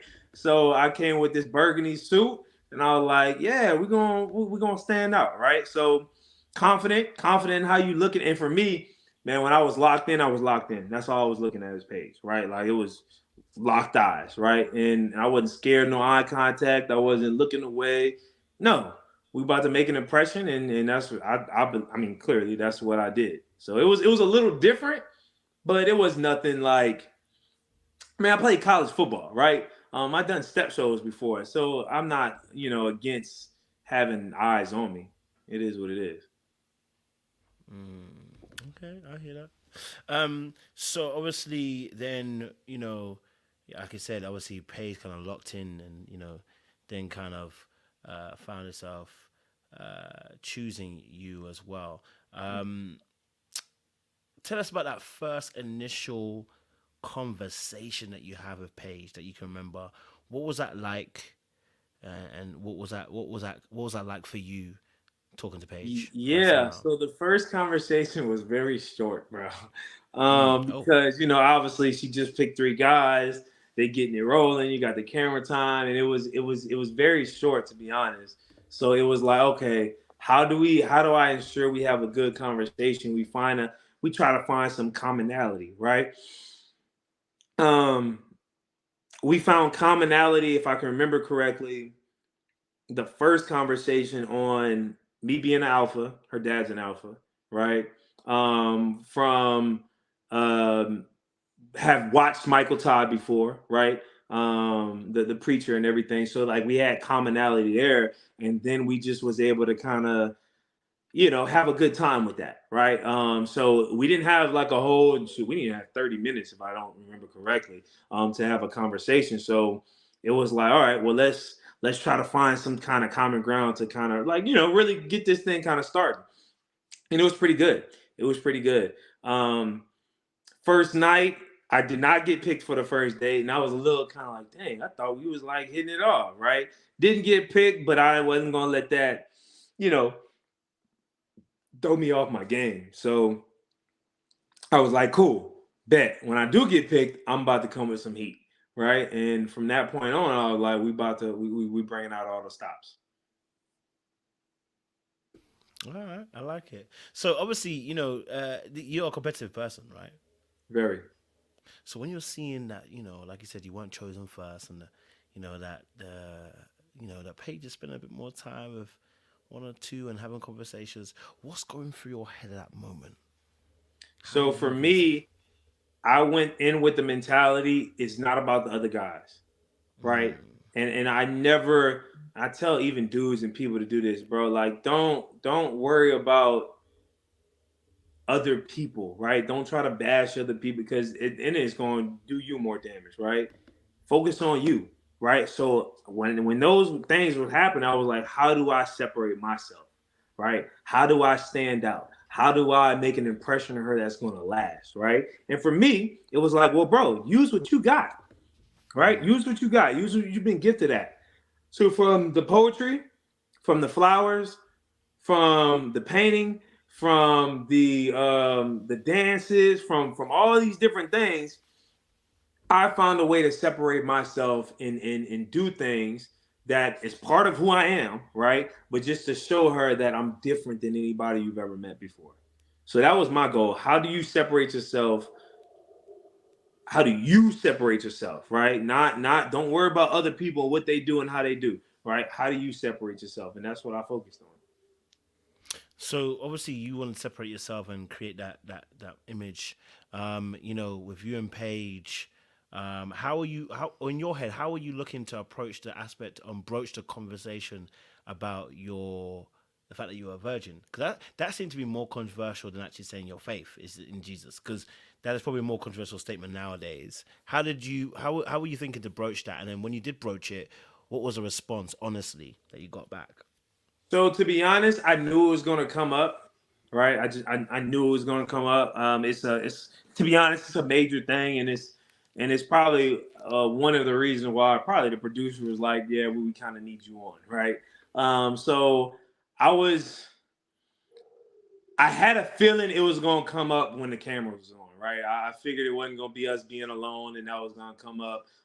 Because I had to make sure that's a face-to-face conversation, right? For me, I'm not scared of having that conversation with any woman, right? Like it is what it is at this point, right? I'm not shying away. I'm not, running from it. It is what it is. So when we had the date and we did the trapeze thing, like we started really kind of diving deep in terms of childhood, in terms of how you grew up, in terms of like your focus and your lifestyle and everything like that. And for me, that's just like I said, it's just part of it, right? So I was like, yeah, well, I'm waiting until I get married. And she was like, wait, what? And I was like, yeah, like I'm a virgin X, Y, and Z. And then she kind of was like, whoa, whoa. Obviously, he was kind of taken back, but he was like, bro, this is different. Like, hold on, let me kind of, make sense of this, right? Which I knew that was going to happen. Like, it wasn't my first time telling a woman, that I'm dating that, right? So I kind of knew the response was already going to happen. For me, I just had to make sure it wasn't like the 40-year-old virgin, right? Like I didn't want it to come off like, oh, this this guy's a little timid or he's kind of scary or he's this. It's like, no, he's confident. He know who he is. He's emotionally intelligent. He's romantic. He know how to do all this thing, but he just saying no. I'm not living this way, right? So I had to be a little strategic on how that conversation went a little bit. But like I said, before I went on the show, I was like, I'm gonna be authentically me. Either you're gonna like it and cool, or you're not, and it is what's gonna be. Did you get the reaction that you thought you would get from Paige? Or Yeah, was it actually took a while to kind of let it sink in? yeah, I got the reaction I thought. I mean, I'm gonna be honest. On camera, it kind of seems that way, but it wasn't. It wasn't. It didn't take that as long as it kind of saw as it looked on camera. We kind of like was rolling right through it and was kind of talking about it the whole time. So it wasn't like a, oh snap, let me pause, commercial break. No, it was like, no, this is just, it just rolled kind of naturally, to be honest. Did that have any effect? Do you feel like on her final choice around you? Because as much as someone says they're comfortable, I remember my first ever. No, I'm not exposed my first ever girlfriend, but like yeah, that was what I was on. I was a virgin. I said I'm going to stay a virgin. I mean, I lasted 5 months, but anyway, that was a big thing for her. She said, you know what, I don't want to turn you away from that. I don't want to take you away from your faith.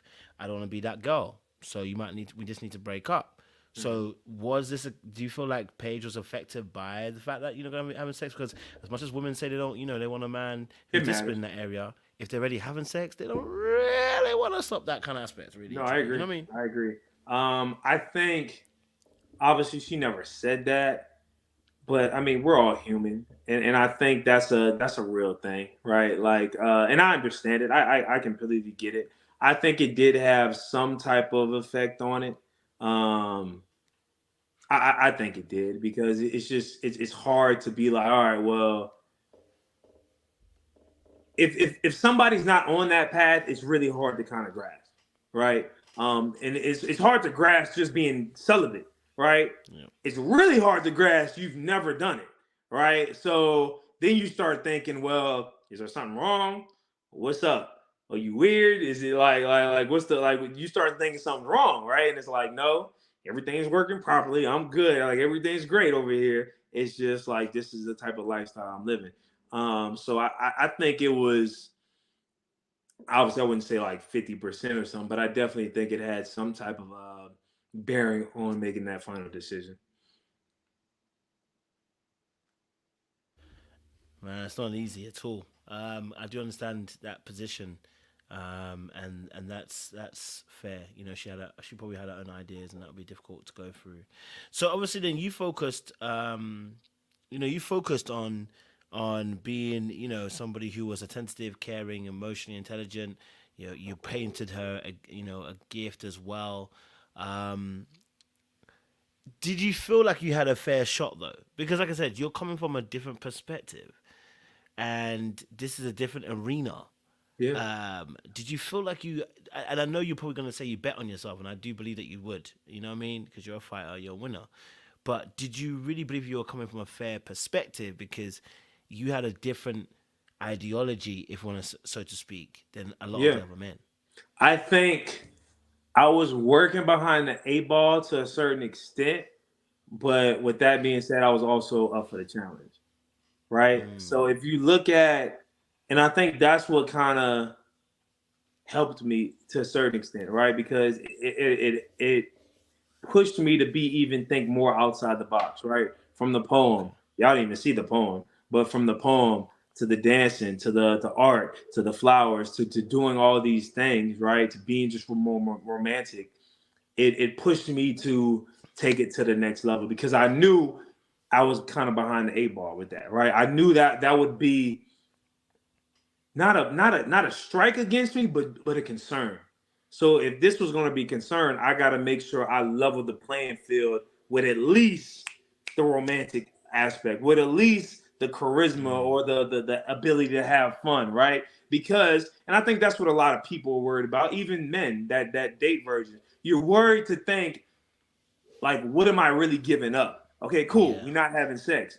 But is it going to be so great that's going to overpower that? Right. And for me, I was like, no, I'm gonna make sure that our times we spend together, the moments, the romantic, the dates is gonna be so great to where obviously you're gonna think about it, but you may not think about it as much. Right. Okay, fair, fair. All right. You took an approach where you're like, you know what? I'm gonna go think outside the box. I'm gonna Yeah, beat these guys with hard work, which goes back to your ethic that you were speaking to earlier on when you were talking about your football and having that hard work kind of perspective. So right. I'm with it. Okay, I'm seeing some sinews. So you get deeper into the perspective, right? You start making some good headway. Oh, according to the edit, anyway. Like you was I putting think in some so. serious It was me and work. Justin going head to head for the You know most what I of mean? the show.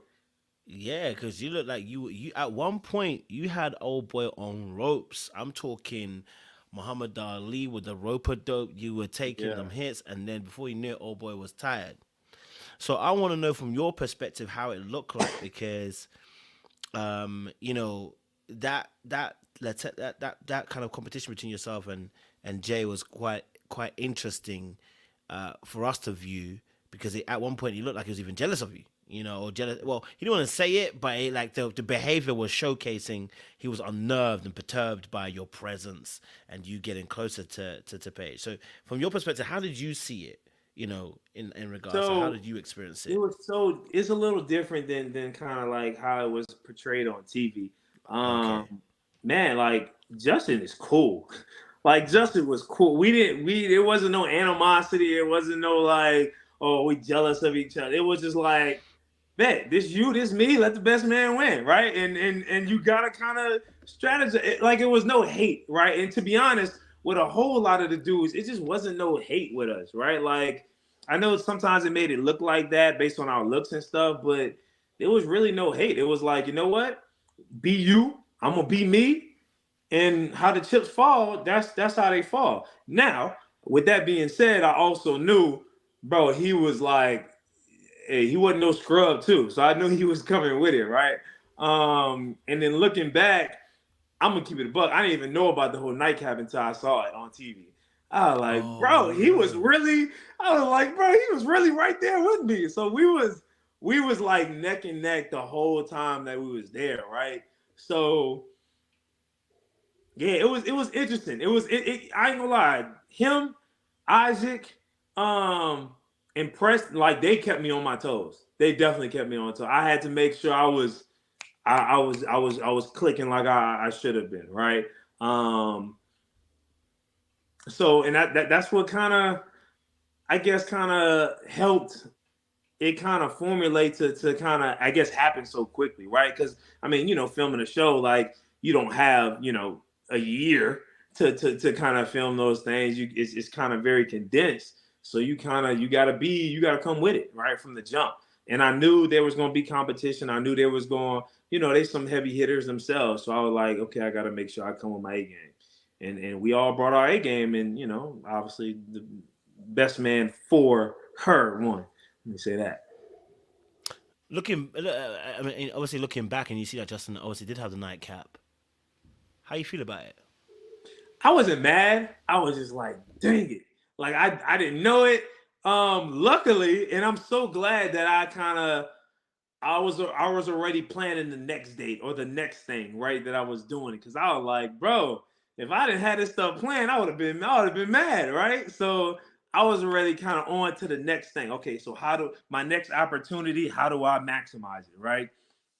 When I saw it, it was just like, dang, bro, he was really even closer than I thought, right? Like I thought it was neck to neck, but he was like he ahead. Okay, I'm ahead. Then he ahead. Then I'm ahead. So it was really close. I didn't necessarily in the moment. I didn't necessarily think it was that back and forth, but I mean, obviously it was. So the obviously the neck part, obviously, but did you get a nightcap? Mm.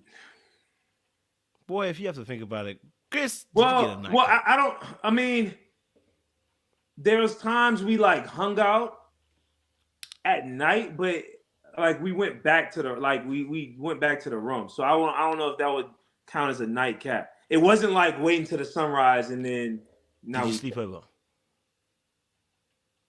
no, we took like a nap and then I went and slept in my bed.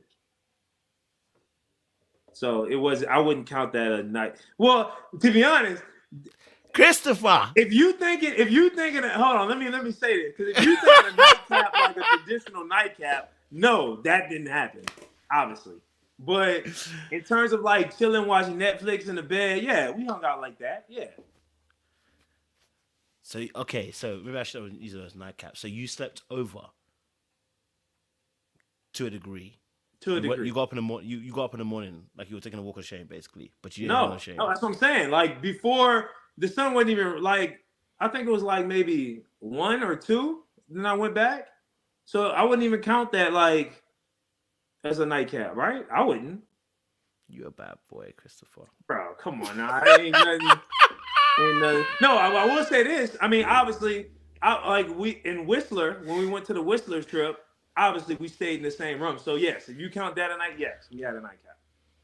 Listen, I'm not even mad at it. You know what I mean? Listen, I know it's a very difficult position I'm putting you in. You know what I mean? Because No, it ain't. repetition Bro, like might be a little bit. I'm perfectly fine You with sure? sleeping in a I don't want to bed. mess up no one's reputation. You know what I mean? I'm respecting the because I understand that when you are put into a Christian influencer's perspective, when you get put into a reputation, people expect you to be a certain way. They don't give you much grace for anything Right. else. I agree. So I understand that, you know, that line of questioning might have put you in a particular way, and I didn't want to. I'm aware of that. No, you know what I mean? I appreciate that. I get it, but that's not me. Yes, I did That's fair. spend the night. Yes, I slept in the same bed with her. I'm not one of those like, oh, he would. No, that's what happened. I have no problem with say that.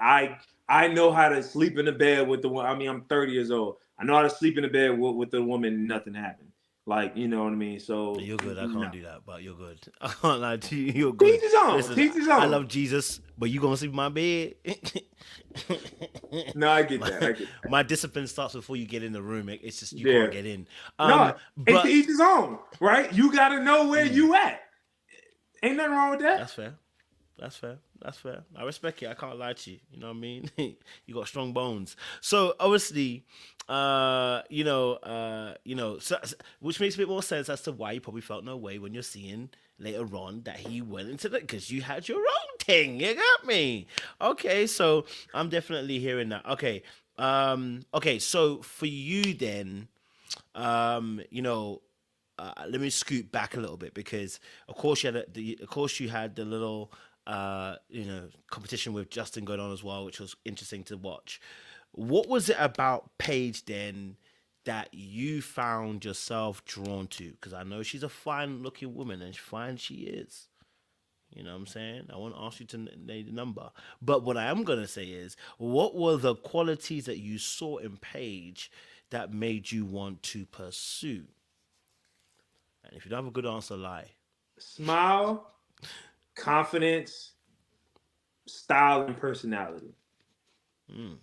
Like she had from the minute the doors open, like she had the smile, she had the confidence, of course she had the style, and then her personality. I mean, she's a host, right? So like her personality is very like bro, she gives you that, right? Like she gives you that personality.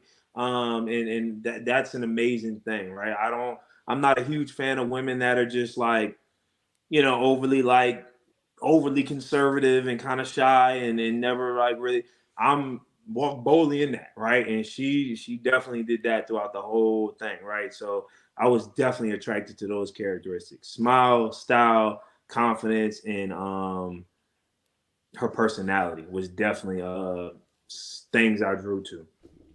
I love that. So what were some of the qualities that aligned with your list of qualities that you expected in a woman, like in terms of like maybe personality? If you can go a little bit deeper for us to understand, what did she have? I know she had a smile. I know she had a bit of the confidence, but what were some of the qualities that she was carrying that you was like, you know what, Yeah, could be yeah. Paige, you know? So outside of those four, I would say her ability to have a conversation, right? It was very easy to talk to her. The banter was there. The ability to flirt was there. Like that, like you got to be able to do that as a woman, as a man. I don't care who you are. Like you got to be able to kind of, go back and forth and kind of be flirty, right? Spoke her mind. Definitely spoke her mind. I actually love that though. I'm very attracted to a woman that is confident in that, right? Knows how and when to be soft. That was a good quality that I saw be at the beginning of it, right? Um, Knew how to have fun. like play games. You know, that's one thing for me. Humor and the ability to have fun doing literally any and everything. And I was glad even that I saw like on her like on our date, right, when we did the trapeze, that she was willing, because she was a little scared, but the willing to go out and be like, yeah, I'm gonna try this, right, and I'm gonna do this, and I'm gonna step out of my comfort zone. I love that. I love that, because you know some women might be like, oh well, that's too much. I'm just gonna sit and watch you do it. Man, that's kind of boring, right? Like, come on, like I get it. Like, we're not gonna die. They got people here for that, right? And you know what I mean. So like, let's have a good time with it. And she was open for all of it. So I was attracted to all those things. I love that. Looking back, do you feel like your values align though, faith wise? Well, I mean, obviously one big one didn't, right? So the dynamic of a family obviously wasn't necessarily in 100% alignment. I think some things did. I think some things didn't, right? I think she's had experiences over her life that are different than mine, which everybody pulls from. That becomes a reason why you are who you are, think how you think based on your experiences. Um, so I think she was. That's where kind of the miss kind of happened, right? And even on a lot of some of our disagreements, like before that night, right?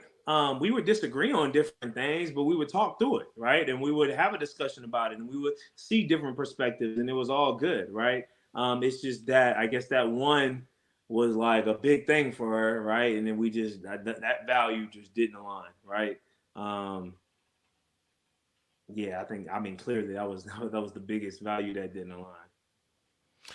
Tell us about this value, because this is the major meat now. That is, I'm not gonna lie to you. I watched you throughout the course of the show. It looked like you and Paige were really getting on. You were really kind of connecting emotionally, connecting on a deeper level.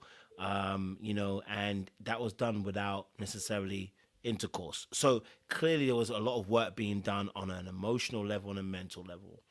We get to a part where, and I ain't gonna lie to you, I'll tell you my perspective. It gets to a part where we're at the dinner table, and it felt like this was just a this. She needed an excuse to get rid of you, not because she hated you, but because I think some values weren't necessarily aligning, and maybe this was the one thing that she could use to say to get rid of him. Because you know what I mean? Because it felt, it was like almost as if like there was nothing else to say Yeah. to make a choice between you and Justin. It was a very close call. But that's my perspective. I don't know from your perspective. If if I'm being honest, bro, that thought has definitely crossed my mind a couple of times, right? Because it was just everything was lining up, right? Like, and everything was working, and everything was like smooth. It was just like for something that could have been discussed and worked throughout. I was like, bro, like it just feel like it was almost too easy to throw away, right? Like, because we had so many great moments. It was like, bro, why did it seem like it was like, oh, first disagreement, no, it's a wrap, right? And I was like, bro, I went from number one to gone, right? Like in a matter of a short period of time. So I was like, bro, part of me did think, man, maybe it was a bit of an excuse to just be like, oh man, I kind of got it out, right? Maybe I'm not ready for this type of man, or what's going to come with this type of man. Well, I don't know. I'm not her, right? But that's kind of how I kind of thought about it. Because if I'm being honest, I think it's something, and like I even said on the show, man, I was, you know, I never been married, right? I'm still young. I'm still growing. Like I don't have all the answers. I'm still trying to figure things out. So it's not that I'm just like, oh, I'm the supreme being with all the knowledge, and you gotta bow down to me. No, like I'm a human just like everybody else. I'm still learning and growing and getting better. So why couldn't that have been a process that we go through together, right? Or at least to the end of the show, if I'm being honest, right? Like I at least thought we had enough to be like, well, let me and Justin kind of rock it out to the end, and we'll see, right? And then Isaac came, and I was like, bro, what the heck? But anyway, um, That's yeah. another situation. Yeah. Discernment. This is something we discuss.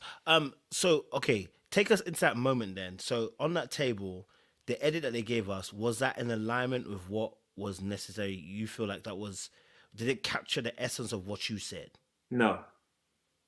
Please break it down for us in No. terms of what you were So, describing. and to be honest, looking back, I hate how they edited it. I literally hate how they edited it because I literally talked about the topic in depth and went through exactly what I was saying, right?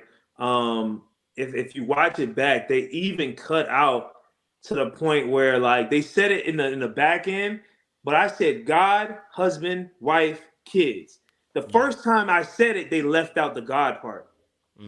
Right? So it was just like husband, wife, kids, whatever my dad said goes. That is not how I said it. Right? Like I literally dived into it and was like, look, I believe, we are submitted, we are to die for our wives, right?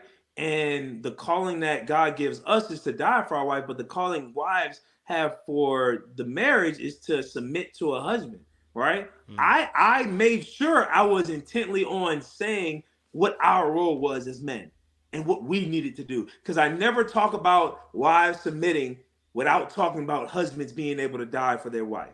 Never. Right? Because I don't want it to come off like, oh, he's just one of those guys, submit. No, we are called under Christ to love our wives like God loves us, right? That means to die for them. I'm intently about that part of it. And they kind of left that out, which I did not like. But I explained it. I explained what I meant by that, about having the starting quarterback. Just look, if you have a star quarterback, that's great. But if you don't have an O-line, if you don't have receivers, if you don't have the other pieces, you're not going to win, right? So, yes, we have different roles, but they all are important and they all work together to win the game, right? To win at life. I need you just as much as you need me, right? There are certain things that women can do that men can't do. There's certain things men can do that women can't do. And you know what? That's a beautiful thing. That's why we work together so much. That's why God designed it, right? I'm never going to give birth to a kid, ever. And you know what? That's a blessing that has only been given to a woman, right? God made me stronger for a reason, to protect. If I'm looking at my woman when a knock at night and she come to it, I'm not a man, right? So I'm not crazy on like, oh, we got to be in this box of gender roles. That's not me. I actually want things to be a little more fluid to a certain extent. But there's certain things men were created for, and there's certain things women were created for. That's all I was saying. No, I definitely hear that. I think I think it's crystal clear. At the time when you said it on the table, did they have the reaction that we saw in the edit though? Yes, the women did. No, not just the women. Everybody at that table did. Everybody at that table did. And you know what? I'm still curious about this. I wonder if Tamara was at the table, would she be like, nah, Chris, I mean, because she said it even in her like previous edits, like, no, I want a man, like I'm a boss, but I also want a man to be a man and to lead and stuff. So I wonder if she was there, would it have went a different way? I'm always curious about that. But nah, like everybody else at the table was like, bro, you out of pocket. I was like, come on. When you saw the faces and saw the the faces and expressions that were seen that you were out of pocket or you were wrong, what was the conversation like after that then?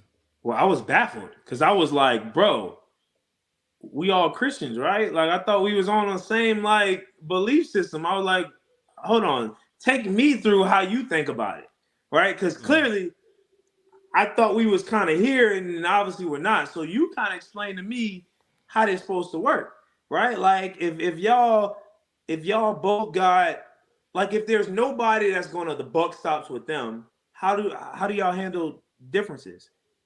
How do you handle conflict? How do you know to go left or go right when one person's trying to go left and the other person's trying to go right? Because a house divided is unstable. So how do y'all resolve those things, right? And they were just saying like, oh, we equals and we this and we this. And yes, men and women are equal. I agree with that, but we created differently. Equal, yes. Created differently, yes. And that's just how things, that's what I believe how things are, right? And we just, I mean, at the end of the day, we had different opinions, right? Me and everybody else at the table. So, I mean, at a point, it was like, well, I can only argue this so much because if you believe what you believe and I believe what I believe, like, I'm not trying to convince you. It is what it is. So obviously, and I forgot this gentleman's name now. I apologize, Chris. Who the two gentlemen at the Jamal? table? Yes, another gentleman as well. I forgot his name. did they question you directly? Did they question you directly on the table about your order and your in terms of how you saw the gender roles? So I don't remember how the conversation got started. I forgot who brought it up. But the conversation came, and then my behind was like, oh, let me add my 2 cents in, right? Mm. And then I said it, and then like literally all the attention got on me, and like, and I asked them, and maybe I will say this, and I apologize just for the show. I could have been more intentional with acknowledging um I forgot her name. Oh, Not Paige. Mars. Mars. I could have been more intentionally in acknowledging her thoughts instead of, because I went kind of right at what Jamal was saying versus like acknowledge hers and kind of adjusting it. Like that part could have been better. I agree with that 100%. And it kind of came off like I was being a little dismissive. That wasn't the case. I just was trying to see from the man's perspective, like how, if y'all don't look at it this way, how do y'all see it, right? Like I get how the women see it, right? That's pretty clear, right? But how would it work in y'all household, right? And then it just kind of snowballed from that. I hear that. So then, obviously, then you had no. I mean, it sounds like you didn't have no conversation with Paige after that about your comments. Is that, would that say that's true, or is that just? Unfortunately, no. Unfortunately, no. And that was the part that I was kind of confused about, right? That we didn't get a chance to like really chop it up and kind of like really dive into it, you know? Yeah, we didn't really have a conversation in depth about what I really meant by that. Wow. Is that? Do you feel like that's a producer situation, or do you feel like that's a Paige just didn't want to discuss it with you because it got brought up later on? So that's, I'm just wondering. If I'm being honest, I can't say it was kind of either because it happened so quick. Like elimination was like literally the next moment, right? Like it went from 0 to 100 or 100 to 0 real quick, right? Like we didn't have a whole lot of time. Like after that conversation, we maybe had an hour, but I was talking to the camera and to the guys, and the next thing I'm looking up, they getting ready for the elimination. I'm like, bro, this is crazy. Tell us about took us through that last scene then, because it almost, and again it's edited, so we wanna get your perspective. It almost looks like she brings up the fact that she didn't like the fact that you brought up the gender role in a particular way that you did and talked about the order, etc., etc. And then when you tried to explain it, the edit looks like she cut you off and was like, no, what you're not going to do is explain in this situation, and you're not going to quote unquote wriggle out the situation. I'm talking, you going to listen to me kind of situation. That's how it played out on the edit. But did it play out like that in that way? That's exactly how it played out in real life, right? Leo. And it got to the point where it's like my goal wasn't to stir up an argument, right? I Yeah. wasn't trying to go back and forth. I wasn't, I was trying to, essentially my goal in that was to have the conversation that we didn't have, right? And then she kind of was like already intent and she kind of knew what she was doing. So it was like, well, dang, if your mind's already made up, there's only so much I can say. Like I can't, Mm. like, you know what I mean? There's only so much I can do. Um, so it was kind of, it seemed like you said, just how she kind of was like, nah, like this, it seemed like her mind was made up at that point. Damn. You ever received anything from Paige to explain why that was the why it went the way it went? Nope. Nope. I mean, which makes sense, right? Because obviously it worked out with her and Justin. So I mean, Yeah. why would I? Like, I mean, you know what I mean? If you one thing, it was like, dang, well, all these dudes didn't work, and it was like, okay, well, maybe, but No, I mean it worked out. The person who's supposed to have won, right? Like it worked out for them, right? And there's no bad blood. Like at the end of the day, there's no hard feelings or anything. The whole point of dating is to see what is a good match, what works for the rest of your life. If I'm not that guy, I hope and pray you find that guy, right? And vice versa. I never look at relationships as a loss of time or anything like that. I learn, I grow, I add value where I can, and when that season or that time is up, then okay, guy, what you got next? Cool. I'm with it. I'm with it. Yeah. I'm with it. Um, Coming to the end of the conversation, was there anything else on the show that we didn't get to see, or anything that you wanted to address that we did see that necessarily you wanted to put straight? The only thing I would say that I wish I would have saw, I wish I would have heard my poem. Like when we was doing the talent show, I gave my poem first. It was a good poem. Like, and maybe there was like, no, Chris, you already doing too much. Like, we gonna give somebody else this camera time. And I was like, come on, bro. Like I took my time and wrote that, right? So yeah, like I wish they would have showed that. I wish they would have, to be honest, and for my dates, and I'm sure the other guys' dates, there was so much depth to it. You know what I mean? I get it. You only got a certain amount of time to air. You got commercials and stuff, but there was so much depth to those conversations, to those dates and stuff. And I just wish it wouldn't was like, it looked like you go on a date and you blink an eye in this commercial. You blink another eye and we into the elimination. Like it just went, it seemed like it went so fast. And there was so much depth that I wish people would have got from me, from my dates, from the other guys, and from even the guys, our conversations we had. Like we had conversations on camera, I think a lot of people could have benefited from, right? Like really good conversation, almost like podcasts, right? So I just wish they could have kind of flushed it out a little more or something like that. But I mean, you know, they got to do what they got to do. I hear that 100%. Oh, quick thing I was also say, obviously, I know she felt like your definition of what a leader was a bit off, but it did seem like Justin had the same idea. Like I know he said his idea was different, but what he acted out wasn't different. So in reality, what you said and what Justin did was actually in alignment, and what she actually surrendered to, and I wonder if it was just the word submission or whatever that caused an issue. She actually surrendered to that particular ideology that you brought to the table. I don't know if you noticed that. Oh, I Marvelous that noticed we it. did. I noticed it after the. You remember the episode after I got off, and she literally asked Justin, so what's your dynamic of them? And they did on purpose. But anyway, they was like, no, we're gonna make sure we figure out what he is. He answered it how he's supposed to answer, right? But any man, especially that's a Christian man, and I'm not saying you got to be this overly macho, gender roles kind of guy, but you know, as a man, that you have to lead, right? Now, how well you do that, that's up to you, right?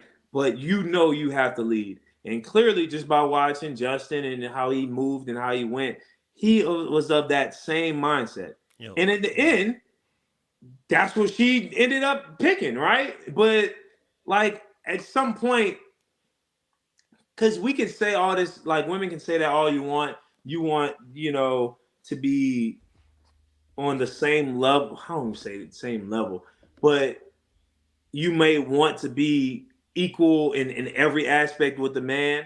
But to be honest, you don't. Like you want a man to be able to step up to the plate and lead.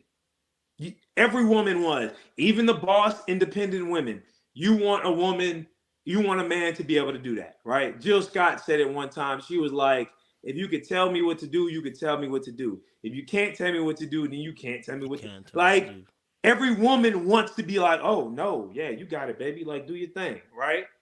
Now, does every man can step into that? Probably not.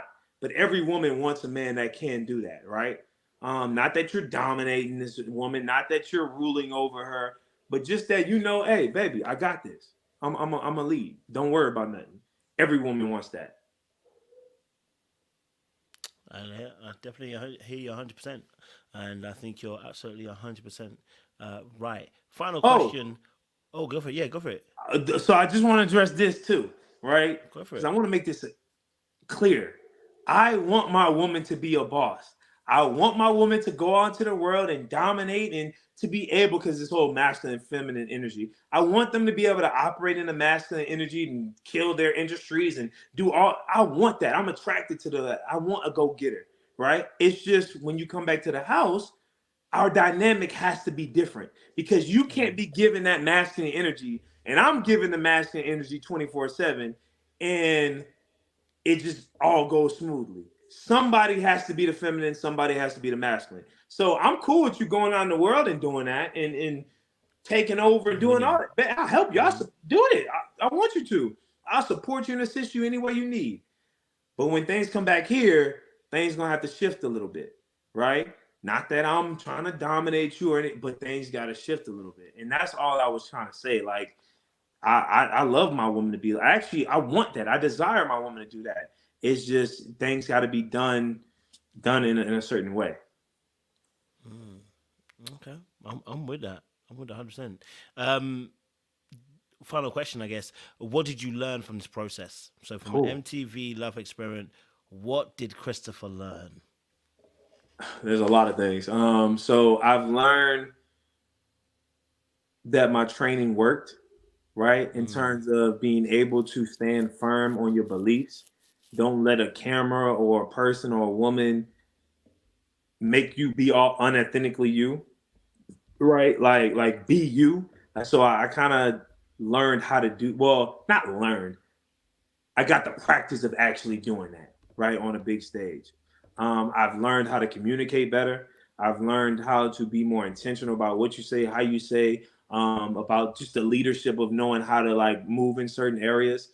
Um, I've learned that everybody's watching, right? And I say that like obviously on TV, but also like, bro, when we live our lives, somebody is always watching, right? Whether it's a kid, whether it's your family members, whether it's your wife that you don't know it's your wife yet, somebody's always watching. So you got to make sure, man, every move you make is intentional, is deliberate, and it's something that you can live with at the end of the day, right? And I think I did that, right? And then I think I represented God. I think I represented God very well, right? I think I represented my family. I think I represented the people that love and surround themselves with me very well. So I'm proud of the experience. I'm glad I walked out on faith and stepped out of my comfort zone, met some amazing guys, amazing people, producers, and we'll see what comes from it, right? I mean, hopefully something comes from it, but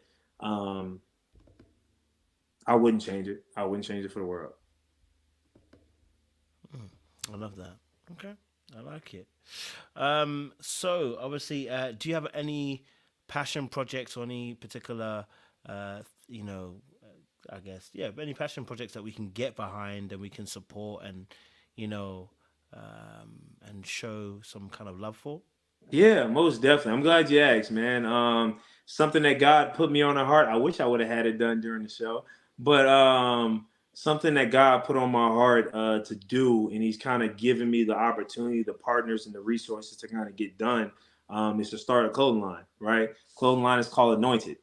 Anointed, like that. That's how we live in. That's how we walk in, boldly anointed in how we live our lives, right? We were all created with an anointing, gifts, powers, to affect, change the people's lives that we come in contact with, right? So we wanted to create a clothing line that kind of represents that. To wherever you go, you're walking anointed, boldly walking anointed, right? So hey, I got the link in my bio.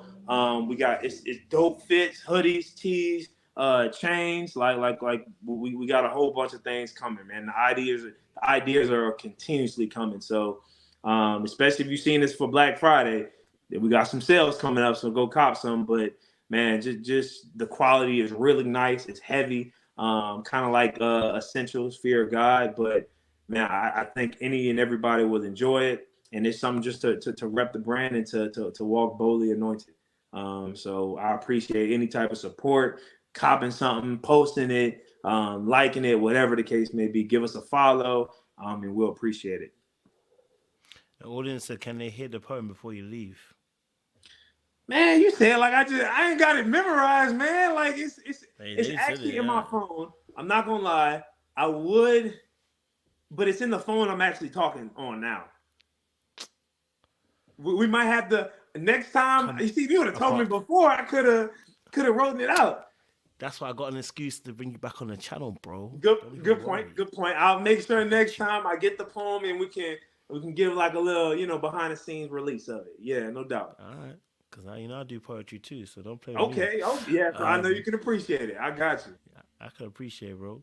But listen, Christopher, it's been amazing. Thank you for sitting us and telling us your story and your side of things as well. Where can people find you and how can they connect with you? Yeah, man. You can find me at Christ is King ESQ on Instagram, on TikTok. Go to my YouTube page, The King Experience. Like I said, we got Anointed. If you get in an accident in Louisiana, call the King Firm. Lawyer up. We'll get you right on that end too.